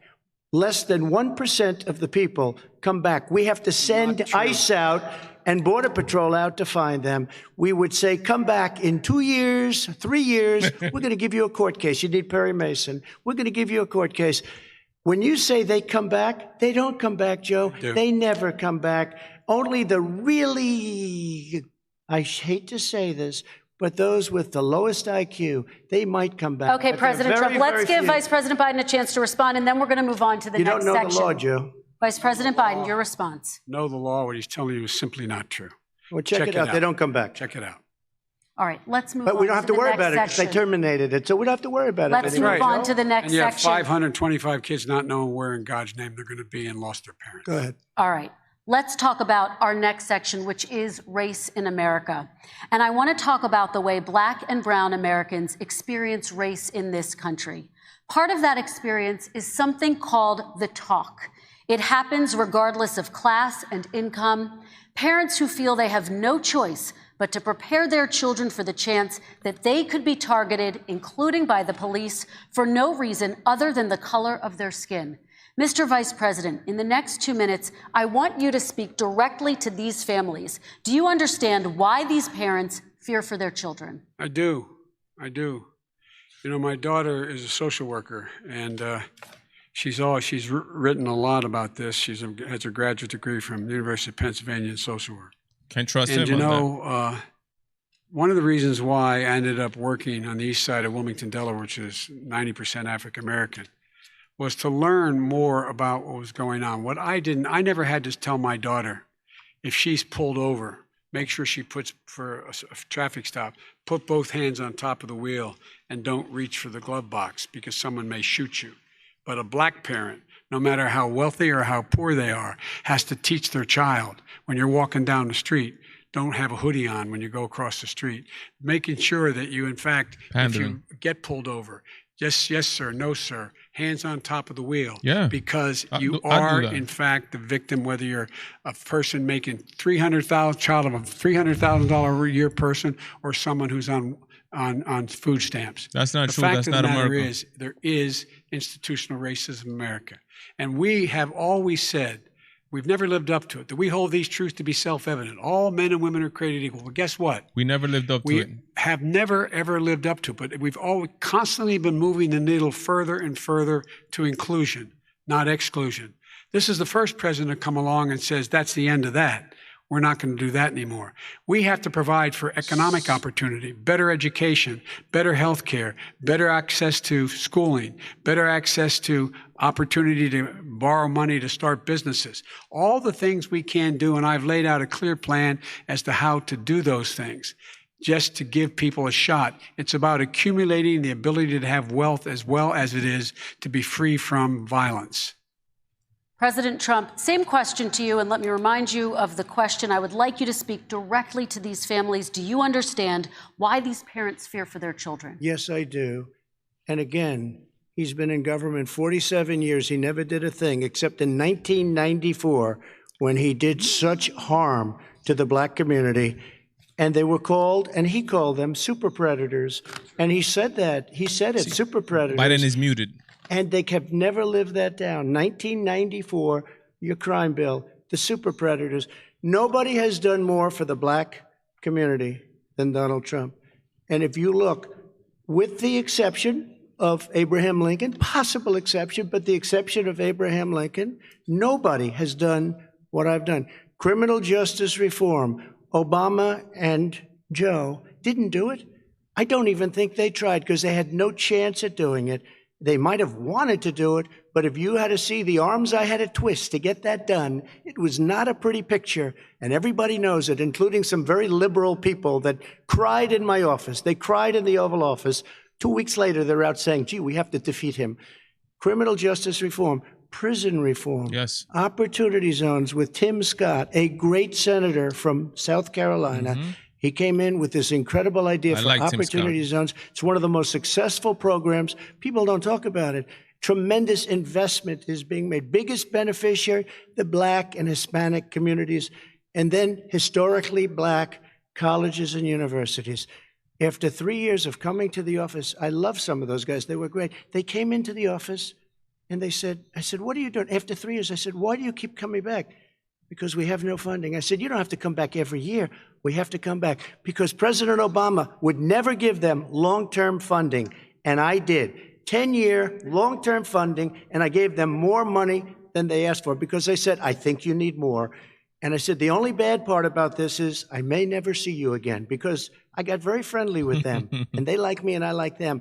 But I saved historically black colleges and universities. Okay, and we're going to talk about both of your records, but your response to that, Vice President? My response to that is I never, ever said what he accused me of saying. The fact of the matter is, in 2000, though, after the crime bill had been in the law for a while, this is a guy who said, the problem with the crime bill, there's not enough people in jail. There's not enough people in jail. And go on my website, get the quote, the date when he said it. Not enough people. He talked about marauding gangs, young gangs, and the people who were going to maraud our cities. This is a guy who in the Central Park five innocent black kids, he continued to push for making sure that they got the death penalty. None of them were guilty of what the crimes they were suggesting. That's still contested. Look, and the talk Central Park about Five. granted, he did in fact let 20 people. He commuted 20 people's sentences. We commuted over 1,000 people's sentences. Over 1,000. The very law he's talking about is a law that, in fact, initiated by Barack Obama. And secondly, we're in a situation here where the federal prison system was reduced by 38,000 people under our administration. And one of these things we should be doing, there should be no minimum mandatories in the law. That's why I'm offering $20 billion to states to change their state laws to eliminate minimum mandatories and set up drug courts. No one should be going to jail because they have a drug problem. They should be going to rehabilitation, not to jail. We should fundamentally change the system, and that's what I'm going to do. But why didn't he do it 4 years ago? Ooh, why didn't you do that 4 years ago, even less than that? Why didn't you do it? You were vice president. You keep talking about all these things you're going to do, and you're going to do this. But you were there just a short time ago, and you guys did nothing. We did. You know, Joe, I ran because of you. I ran because of Barack Obama, because you did a poor job. If I thought you did a good job, I would have never run. I would have never run. I ran because of you. I'm looking at you now. You're a politician. I ran because of you. All right, Vice President Biden, your response to that, and then I do have some questions for both of you. Look him in the I'll eye. tell you what, I hope he does look at me, because what's happening here is, you know who I am, you know who he is, you know his character, you know my character, you know our reputations for honor and telling the truth. I am anxious to have this race. I am anxious to see this take place. The character of the country is on the ballot. Our character is on the ballot. Look at us closely. Let me ask some follow-up. Please respond, and then we're going to have follow-up questions. If this stuff is true about Russia, Ukraine, China, other countries, Iraq, if this is true, then he's a corrupt politician. All right. So don't give me the stuff about how you're this innocent baby. Joe, they're calling you a corrupt politician. Nobody's President Trump, I want to stay on the issue of race. We're talking about the issue. Laptop from hell. President Trump, we're talking about race right now, and I do want to stay on the issue of race. President Trump, I have to respond to that. Please, because look, very quickly. There are 50 former national intelligence folks who said that what he's accusing me of is a Russian plant. They have That's said not that true. This has all the 5 former heads of the CIA, both parties, say what he's saying is a bunch of garbage. There's a laptop in FBI. His good friend Rudy Giuliani. You mean the laptop is now another Russia hoax? That's exactly what. Is this that's where you're exactly going? what. This is told. where he's going. The laptop is Russia, Gentlemen, Russia. I want to stay on the issue of race. You have to be kidding. Here we go again with Russia. We're going to continue on the issue of race. Mr. President, you've described the Black Lives Matter movement as a symbol of hate. Yes, it is. You've shared a video of a man chanting white power to millions of your supporters. You've said that black professional athletes exercising their First Amendment rights should be fired. What do you say to Americans who say that kind of language from a president is contributing to a climate of hate and racial strife? Well, you have to understand, the first time I ever heard of Black Lives Matter, they were chanting pigs in a blanket, talking about police. Pigs, talking about our police. Pigs in a blanket, fry them like bacon. I said, that's a horrible thing. And they were marching down the street. And that was my first glimpse of Black Lives Matter. I thought it was a terrible thing. As far as my relationships with all people, I think I have great relationships with all people.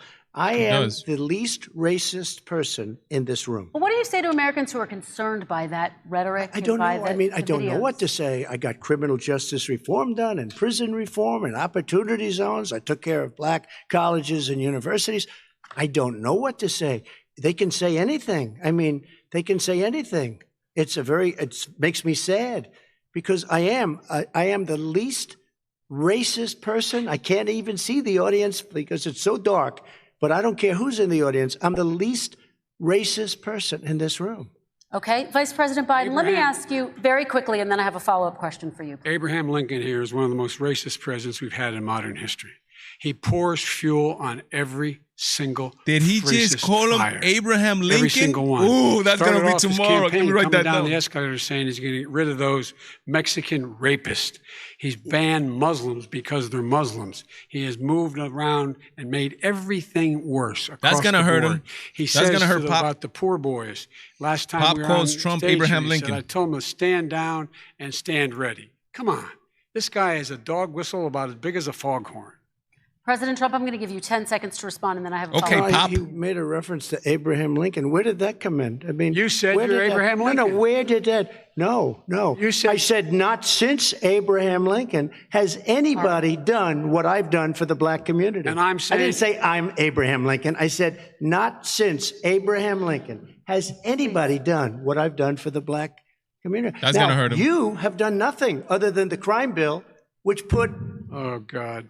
tens of thousands of black men, mostly in jail. All right, let me And you know let me what? a- let me They ask remember Vice it President because if Biden you look a at what's question. happening with the voting right now, Let me ask they Vice remember President that Biden you treated them about- very, very badly. The- Just the- take a look at what's happening out there. Vice President Biden, let me give you a chance to respond within this context. Crime Okay. bills that you supported in the 80s and 90s contributed to the incarceration of tens of thousands of young black men who had small amounts of drugs in their possession.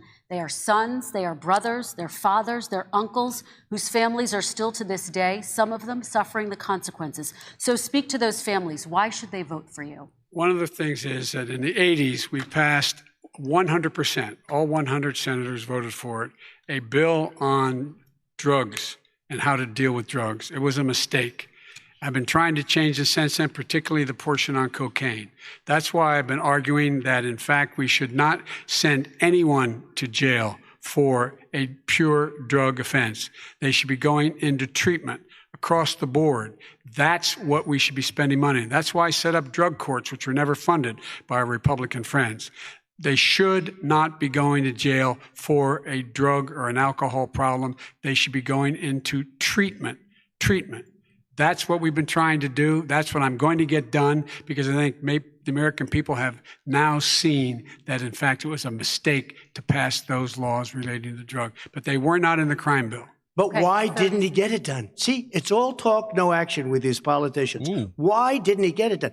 That's what I'm going to do when I become president.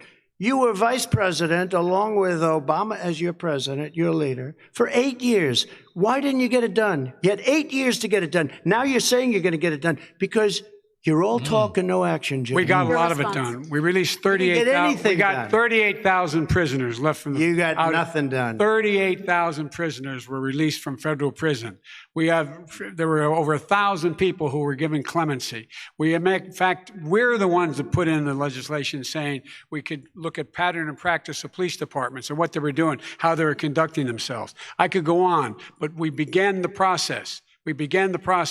We lost an election. That's why I'm running, to win back that election and change his terrible policy. I Quick just response, asked, and then we're I gonna just move asked on one to climate question. change. Why didn't you do it in the 8 years, a short time ago? Why didn't you do it? You just said, I'm going to do that. I'm going to do this. You put tens Because- of thousands of mostly black young men in prison. Now you're saying you're going to undo that. Why didn't you get it done? You had 8 years with Obama. You know why, Because- Joe? Because you're all talk and no action. All right, Vice President Because Biden, and then we're going to move on to the next section. Man, We had a Republican Congress. Trump is doing great in this debate, man. He's putting a lot of emphasis on the record. Well, you Okay. got to talk them into it, Joe. Sometimes All right. you got to talk them into it. We're going to move on to our next section, Like I which did is with criminal climate justice change. reform. I had Okay. to talk Democrats into it. Gentlemen, You did what we we're running already out of done. time, so we got to get on to Okay. climate change, please. He's like, you okay, both yes. have very different visions on Let's climate move on. change. President Trump, you say that environmental regulations have hurt jobs in the energy sector. Vice President Biden, you have said you see addressing climate change as an opportunity to create new jobs. For each of you, how would you both combat climate change and support job growth at the same time? Starting with you, President Trump, you have 2 minutes uninterrupted. So we have the Trillion Trees program. We have so many different programs. I do love the environment, but what I want is the cleanest, crystal clear water, the cleanest air. We have the best, lowest number in carbon emissions, which is a big standard that I notice Obama goes with all the time. Not Joe. I haven't heard Joe use the term because I'm not sure he knows what it represents or means, but I have heard Obama use it. And we have the best carbon like a nervous emission smile numbers that we've Joe. had in 35 years under this administration. We are working so well with industry, but here's what we can't do. Look at China, how filthy it is. Look at Russia. Look at India. It's filthy. The air is filthy. The Paris Accord, I took us out because we were going to have to spend trillions of dollars, and we were treated very unfairly. When they put us in there, they did us a great disservice. They were going to take away our businesses. I will not sacrifice tens of millions of jobs, thousands and thousands of companies because of the Paris Accord. It was so unfair. China doesn't kick in until 2030. Russia goes back to a low standard, and we kicked in right away. It would have destroyed our businesses. So I didn't even know that China's kicked in 2030. We have done an incredible job environmentally. We have the cleanest air, the cleanest water, and the best carbon emission standards that we've seen in many, many years. Vice President Biden. And we haven't destroyed our industries. Vice President Biden, 2 minutes to you, uninterrupted. Climate change and climate warming, global warming, is an existential threat to humanity. We have a moral obligation to deal with it. And we're told by all the leading scientists in the world, we don't have much time. We have a lot of time. We're going to pass the point of no return within the next 8 to 10 years. Gloom and 4 more doom. years of this man eliminating all the regulations that were put in by us to clean up the climate, to limit limit of emissions will put us in a position where we're going to be in real trouble. Here's where we have a great opportunity. I was able to get both all the environmental organizations as well as labor, the people worried about jobs, to support my climate plan. Because what it does, it will create millions of new good-paying jobs. And who's paying for those jobs? We're going to invest in, for example, 50,000 charging stations on our highways so that we can own the electric car market of the future. In the meantime, China is doing that. We're going to be in a position where we're going to see to it that we're going to take 4 million existing buildings and 2 million existing homes and retrofit them so they don't leak as much energy, saving hundreds of millions of barrels of oil in the process. 6 and creating million significant number of jobs. Buildings. And by the way, 6 the million? whole idea of what this is all going to do, it's going to create millions of jobs, and it's going to clean the environment. Our health and our jobs are at stake. That's what's happening. And what right now, by the way, Wall Street firms indicated that my plan will in fact create 18.6 million jobs, 7 million more than his. This is from Wall Street. And I'll create $1 trillion more in economic growth than his proposal does. Not on climate, just on the economy. President Trump, you're They came out and said very strongly, $6,500 will be taken away from families under his plan, that his plan is an economic disaster. If you look at what he wants to do, if you look at his plan, his environmental plan, you know who developed it? AOC plus 3. They know nothing about the climate. I mean, she's got a good line of stuff, but she knows nothing about the climate. And they're all hopping through hoops for AOC plus 3. Look, their real plan costs $100 trillion. If we had the best year in the history of our country for 100 years, we would not even come close to a number like that. When he says buildings, they want to take buildings down because they want to make bigger windows into smaller windows. As far as they're concerned, if you had no window, it would be a lovely thing. This is the craziest plan that anybody has ever seen. And this wasn't done by smart people. This wasn't done by anybody. Frankly, I don't even know how it can be good politically. Right. They want to spend $100 trillion. That's their real number. He's trying to say it was 6. It's $100 trillion. They want to knock down buildings and build new buildings with little, tiny, small windows. And many other things. Okay. And many other things. Let me have the Vice President respond, and we're running out of time, and we have a lot more questions to get to. So let's hear from the Vice President. I have a number more questions. I don't know where he comes from. I don't know where he comes up with these numbers. Queens. $100 trillion. Give me a break. This plan endorsed by every major environmental group and every labor group. Labor, because they know the future lies. The future lies in us being able to breathe, and they know there are good jobs in getting us there. And by the way, the fastest growing industry in America is solar energy and wind. He thinks wind causes cancer, windmills. It's the fastest growing jobs, and they pay good prevailing wages, 45, 50 bucks an hour. We can grow and we can be cleaner if we go the route I'm proposing. President Trump, Excuse me. please respond, and then I have some follow-ups. We are energy independent for the Yes, first we are. time. We don't need all of these countries that we had to fight war over because we needed their energy. We are energy independent. I know more about wind than you do. It's extremely expensive, kills all the birds. It's does. very It kills intermittent. birds. It's got a lot of problems, and they happen to make the windmills in both Germany and China.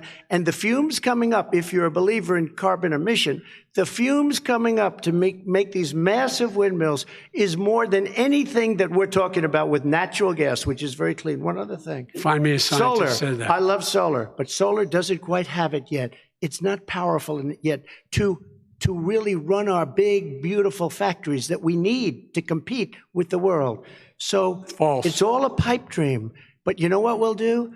We're going to have the greatest economy in the world. But if you want to kill the economy, get rid of your oil industry. You want, and what about fracking? All right, Now let me allow fracking. Vice President Biden to I respond. never said I oppose fracking. You said it on tape. You I liar. did show the tape. Put it on your website. I'll put it on. Put it on the website. The fact of the matter is Showed he's it last flat lying. Would you rule out banning fracking? I do rule out banning fracking because the answer, we need other industries to transition Pop is to a get liar. to ultimately a complete zero emissions by 2025. What I will do with fracking over time is make sure that we can capture the emissions from the fracking, capture the emissions from gas. We can do that, and we can do that by investing money in doing it, but it's a transition to that. I have one more question in this Liar. podcast. He was against Liar. fracking. He said it. I will show that to you tomorrow.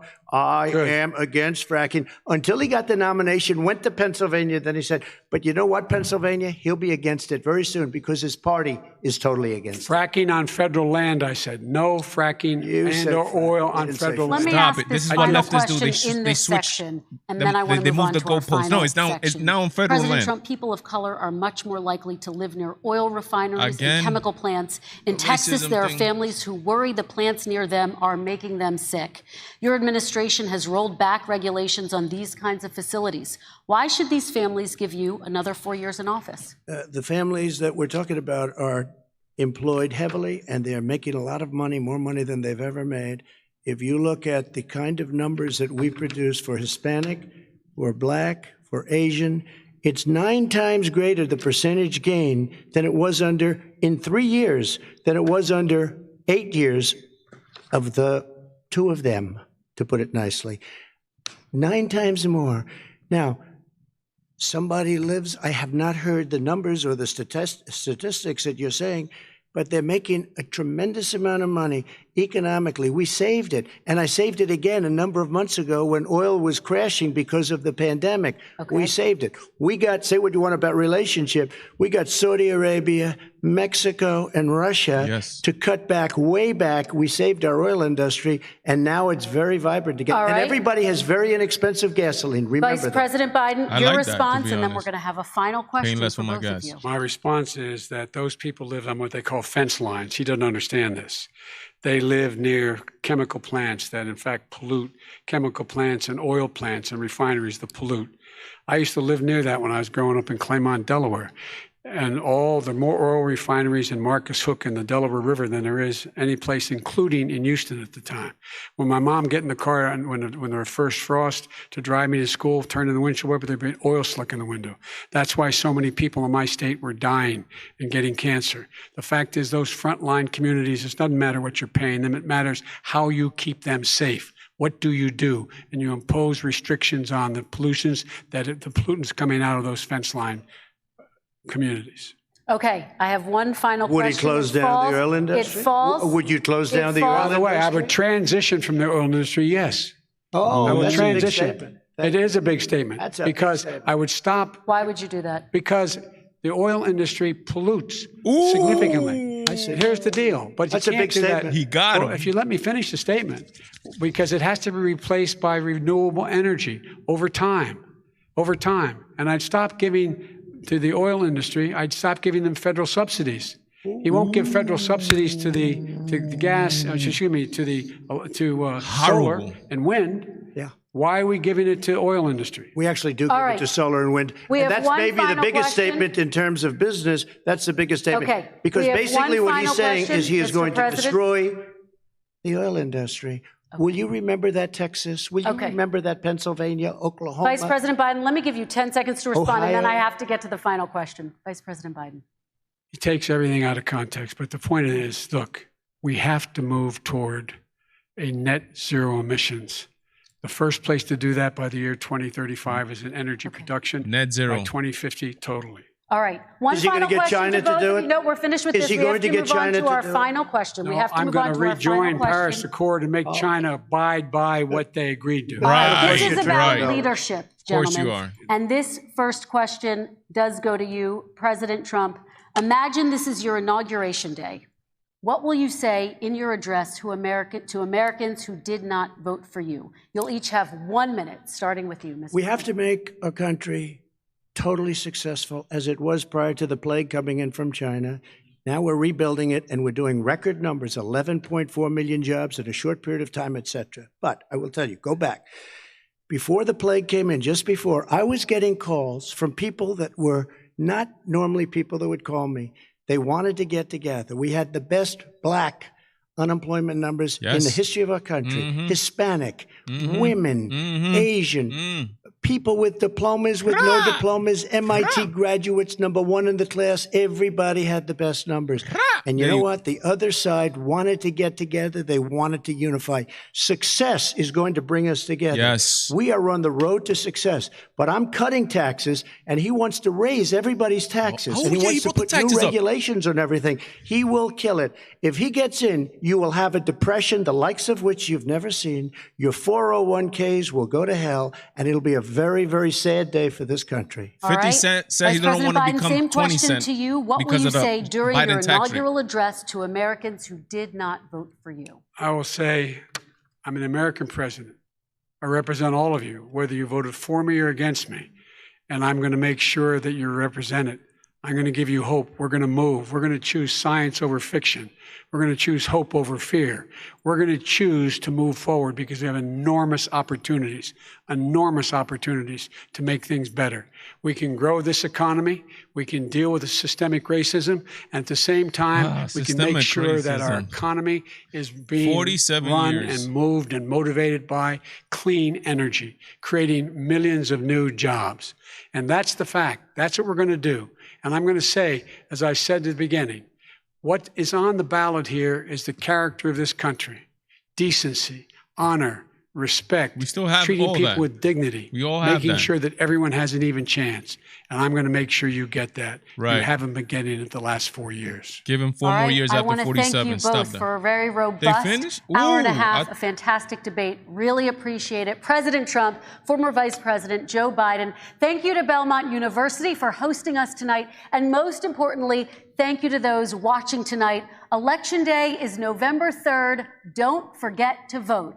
Thank you, everyone, and have a great night. Thank you.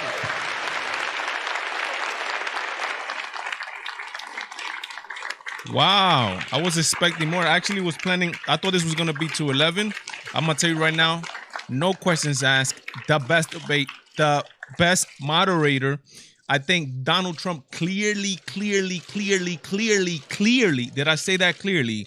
Clearly won this debate, made Biden make some real defining points. He lapsed in judgment when he called them Abraham Lincoln. There were some points where he was stuttering, but I'm gonna give you my points right after we see all this. He was like, yo, why did you win so hard on me? Why did you bring up China? Why did you brought this up?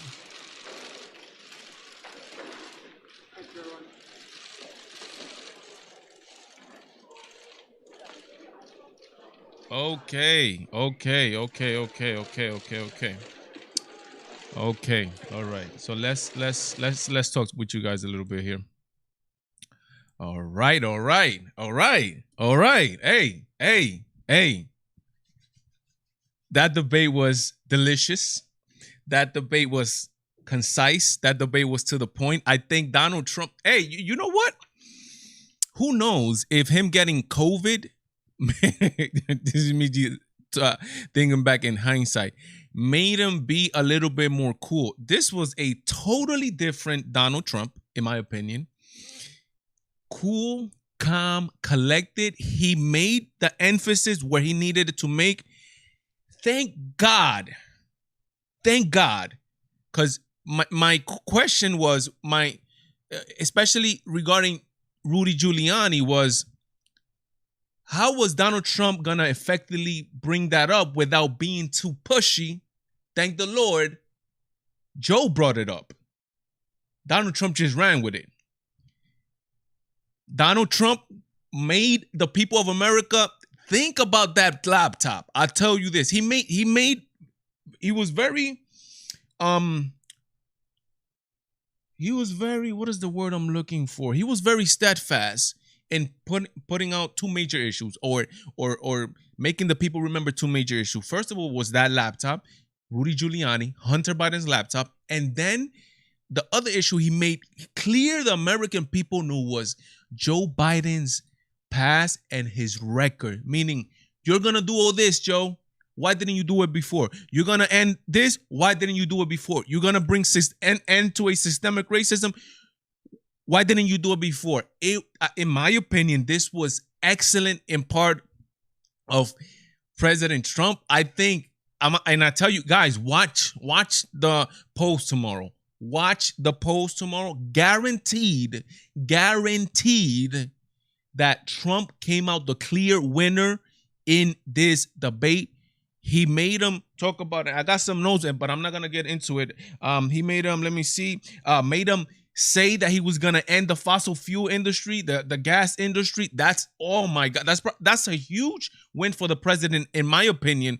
I'm telling you, you think people that benefit off the energy sector, fossil fuels, are gonna vote for Joe Biden after this admission? You just gotta be stupid if you're gonna mess around with your job. Literally stupid if you're gonna vote for Joe Biden when he made a clear admission that he was gonna face your job out.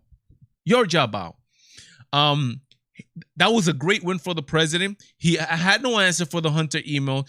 All they did was the stupid Russia stupidity when they're on the laptop, when there is a literal laptop in FBI possessions.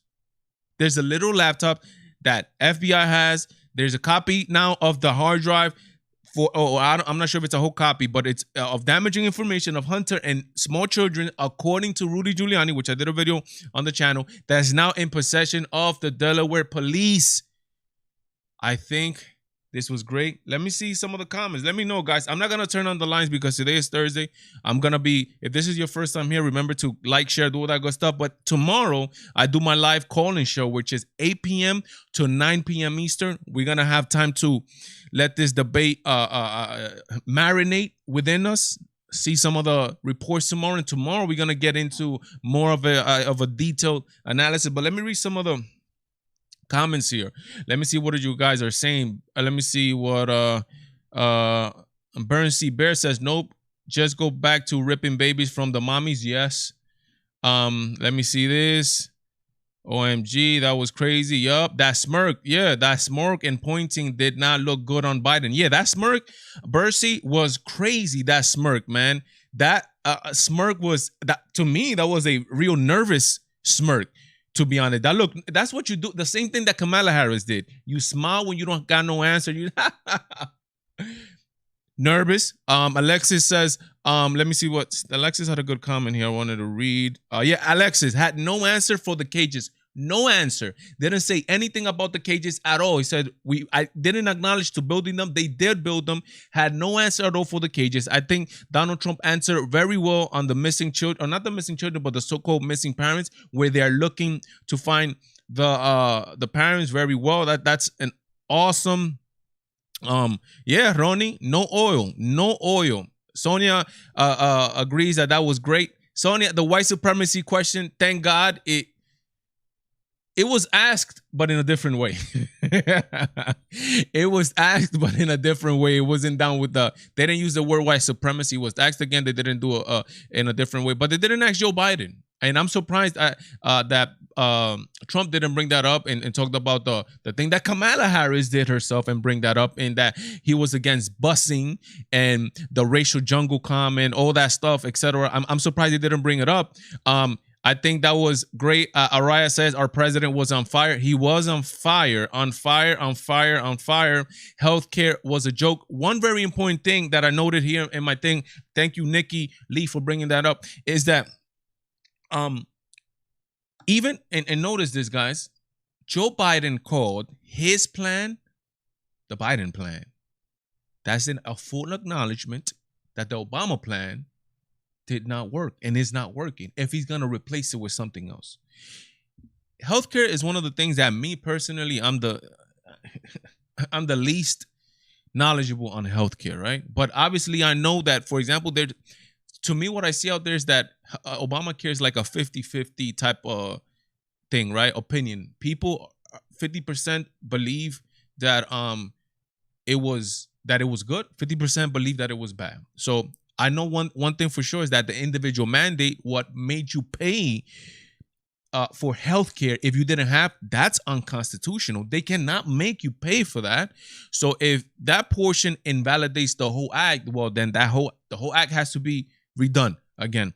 I think Donald Trump is gonna get a good man. Donald Trump is a deal maker. He's talking about a businessman. That's why he has an account in China. He probably has one in Russia and in India and in Mexico and in Canada. He's a businessman. I think he's gonna make it happen. I think, man, this thing is gonna get rave reviews. Let me see what else we have here. Let me see.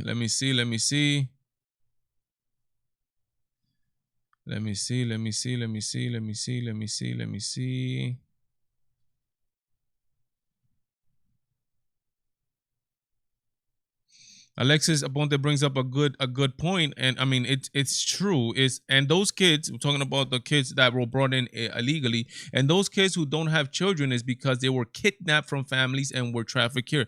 There's a lot of child trafficking, guys. That's one thing that we have to take into account. These people, some of these kids, a minor is just it's almost like a plane ticket, you could call it, or a ticket over the fence. That's all that is. They grab these kids, who knows from where, and it's very important, obviously, and believe it or not, if I commit a crime here right now, my kids get taken away from me. I get put in a jail, they get put somewhere else. That's normal. Let me see what else we have here. Let me see what else we got. Let me see, man. Brendan says that I hope Trump made some independents think about voting for him. I think he did, Brandon. I think he did. I think he did an excellent job in staying calm. This is what independents want, and this is what people wanted. Staying calm and explaining your votes, right? I think he put a lot of doubt in independents voting for Joe. I'm like, pero wait up, hold up. This man has been here 47 years. Why didn't you do it before? Why would I vote for you again? If you didn't do it, you've been 47 years. You were the vice president 8 years. I think he did an excellent job. I think independents are going to pick up on that. I think some Democrats are going to pick up on that. Follow me on Instagram. I put a video of, listen, there is a group of young black people marching, and they're marching for Donald Trump. They're like, we want Trump. They're marching for Donald Trump. It's crazy. Alexis, the laptop from hell. Yeah, the laptop from hell. To be honest, the person that or the entity that I'm most mad at because of the laptop is at the FBI. The FBI had this since December 19. December last year. We are about to go in November. We are 13 days away from the election, I believe. And these people are not going to bring it up. They're not. I'm like, how much do you need to talk about this? But Giuliani is getting is putting a lot of pressure. Let me see if there's a couple more comments here. Alexis, if you go into my actually, if you go into the comments of not into the comment, to the description of this video, my IG is gonna be there, Facebook is gonna be there, Twitter is gonna be there also. Yeah, Bernsey. Me too. Why nothing from the FBI? Yeah, because it seems like to me again, and I'm not a conspiratorial person. I like facts and I want facts, but the fact is, the matter is that it seems like they're covering for the Bidens. I mean, what else could it be, bro? This is month 10. You had this since December, so we're 10 months in, and you're gonna tell me that Federal Bureau for Investigation of the United States of America cannot at least question the Bidens? Come on, man. Come on, Jack. That's straight from Joe Biden. Come on, man. Come on. Right? That's straight from Pop. But guys, let me see what else. My horror show, Old Biden did, was talk about his taxes and racism. Yeah, this is what they do. Doom and gloom. And the corona, let me write this down before I forget. The coronavirus talk from Joe Biden. I'm just put it like this: doom and gloom all day, all night. More people are gonna die. We gotta wear the face mask. There's more death. We gotta listen to the science. The science was telling you in February that there's no problem, my dude. That's what the science was telling you in February. They don't know. The CDC don't know. We need to open up the economy. We need to eat. We need to work. We need to do all this.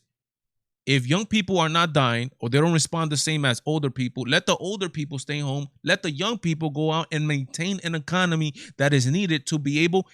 And a healthy economy is directly correlated to a healthy human being and a healthy country. We need to produce to be able to eat.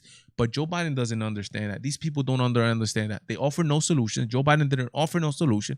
He called the president xenophobic when he was shutting down a flight from China. He would have shut it down later. We probably would have had more people dead. I think the estimates for if we did everything perfect, I think the estimates were for the United States that we were going to have 200,000 people dead. That's exactly what we have now. What does that mean? That we did everything perfect. President Trump did everything perfect or the best humanly possible. Nobody did know exactly what was going on with this virus. Nobody knows this. This is a brand new virus. I think Trump handled the coronavirus question. I think he handled it good. I think he put the blame, and that's what you get for talking, calling people. This is the thing. That's all they play. They play the racist card. They play the xenophobic card. They play the, homophobic card. That's all they do. They don't have arguments. That's all they do is xenophobia. Homophobic. That's all they do. They don't have no arguments. Everything to them is an emotional type of thing in these buzzwords that the media has put into them. But I don't want to keep you guys no more here. Tomorrow is Friday. Again, tomorrow from 8 to 9 p.m., we're going to have a crazy show. I want you guys to call. I know there's people that are ready to call right now. We can't have it right now because I want to hear your opinions tomorrow. Tomorrow, 8 p.m. to 9 p.m. Eastern Standard Time. We see you guys tomorrow. God bless. Have a wonderful, restful sleep tonight. I am Valentine. God, family, and country, and your boy is out. Thank you for all the people that were here tonight. There's 16 people right now. Guys, I'm really grateful for you guys have chosen to watch this interview with moi. I'm Valentine. Peace.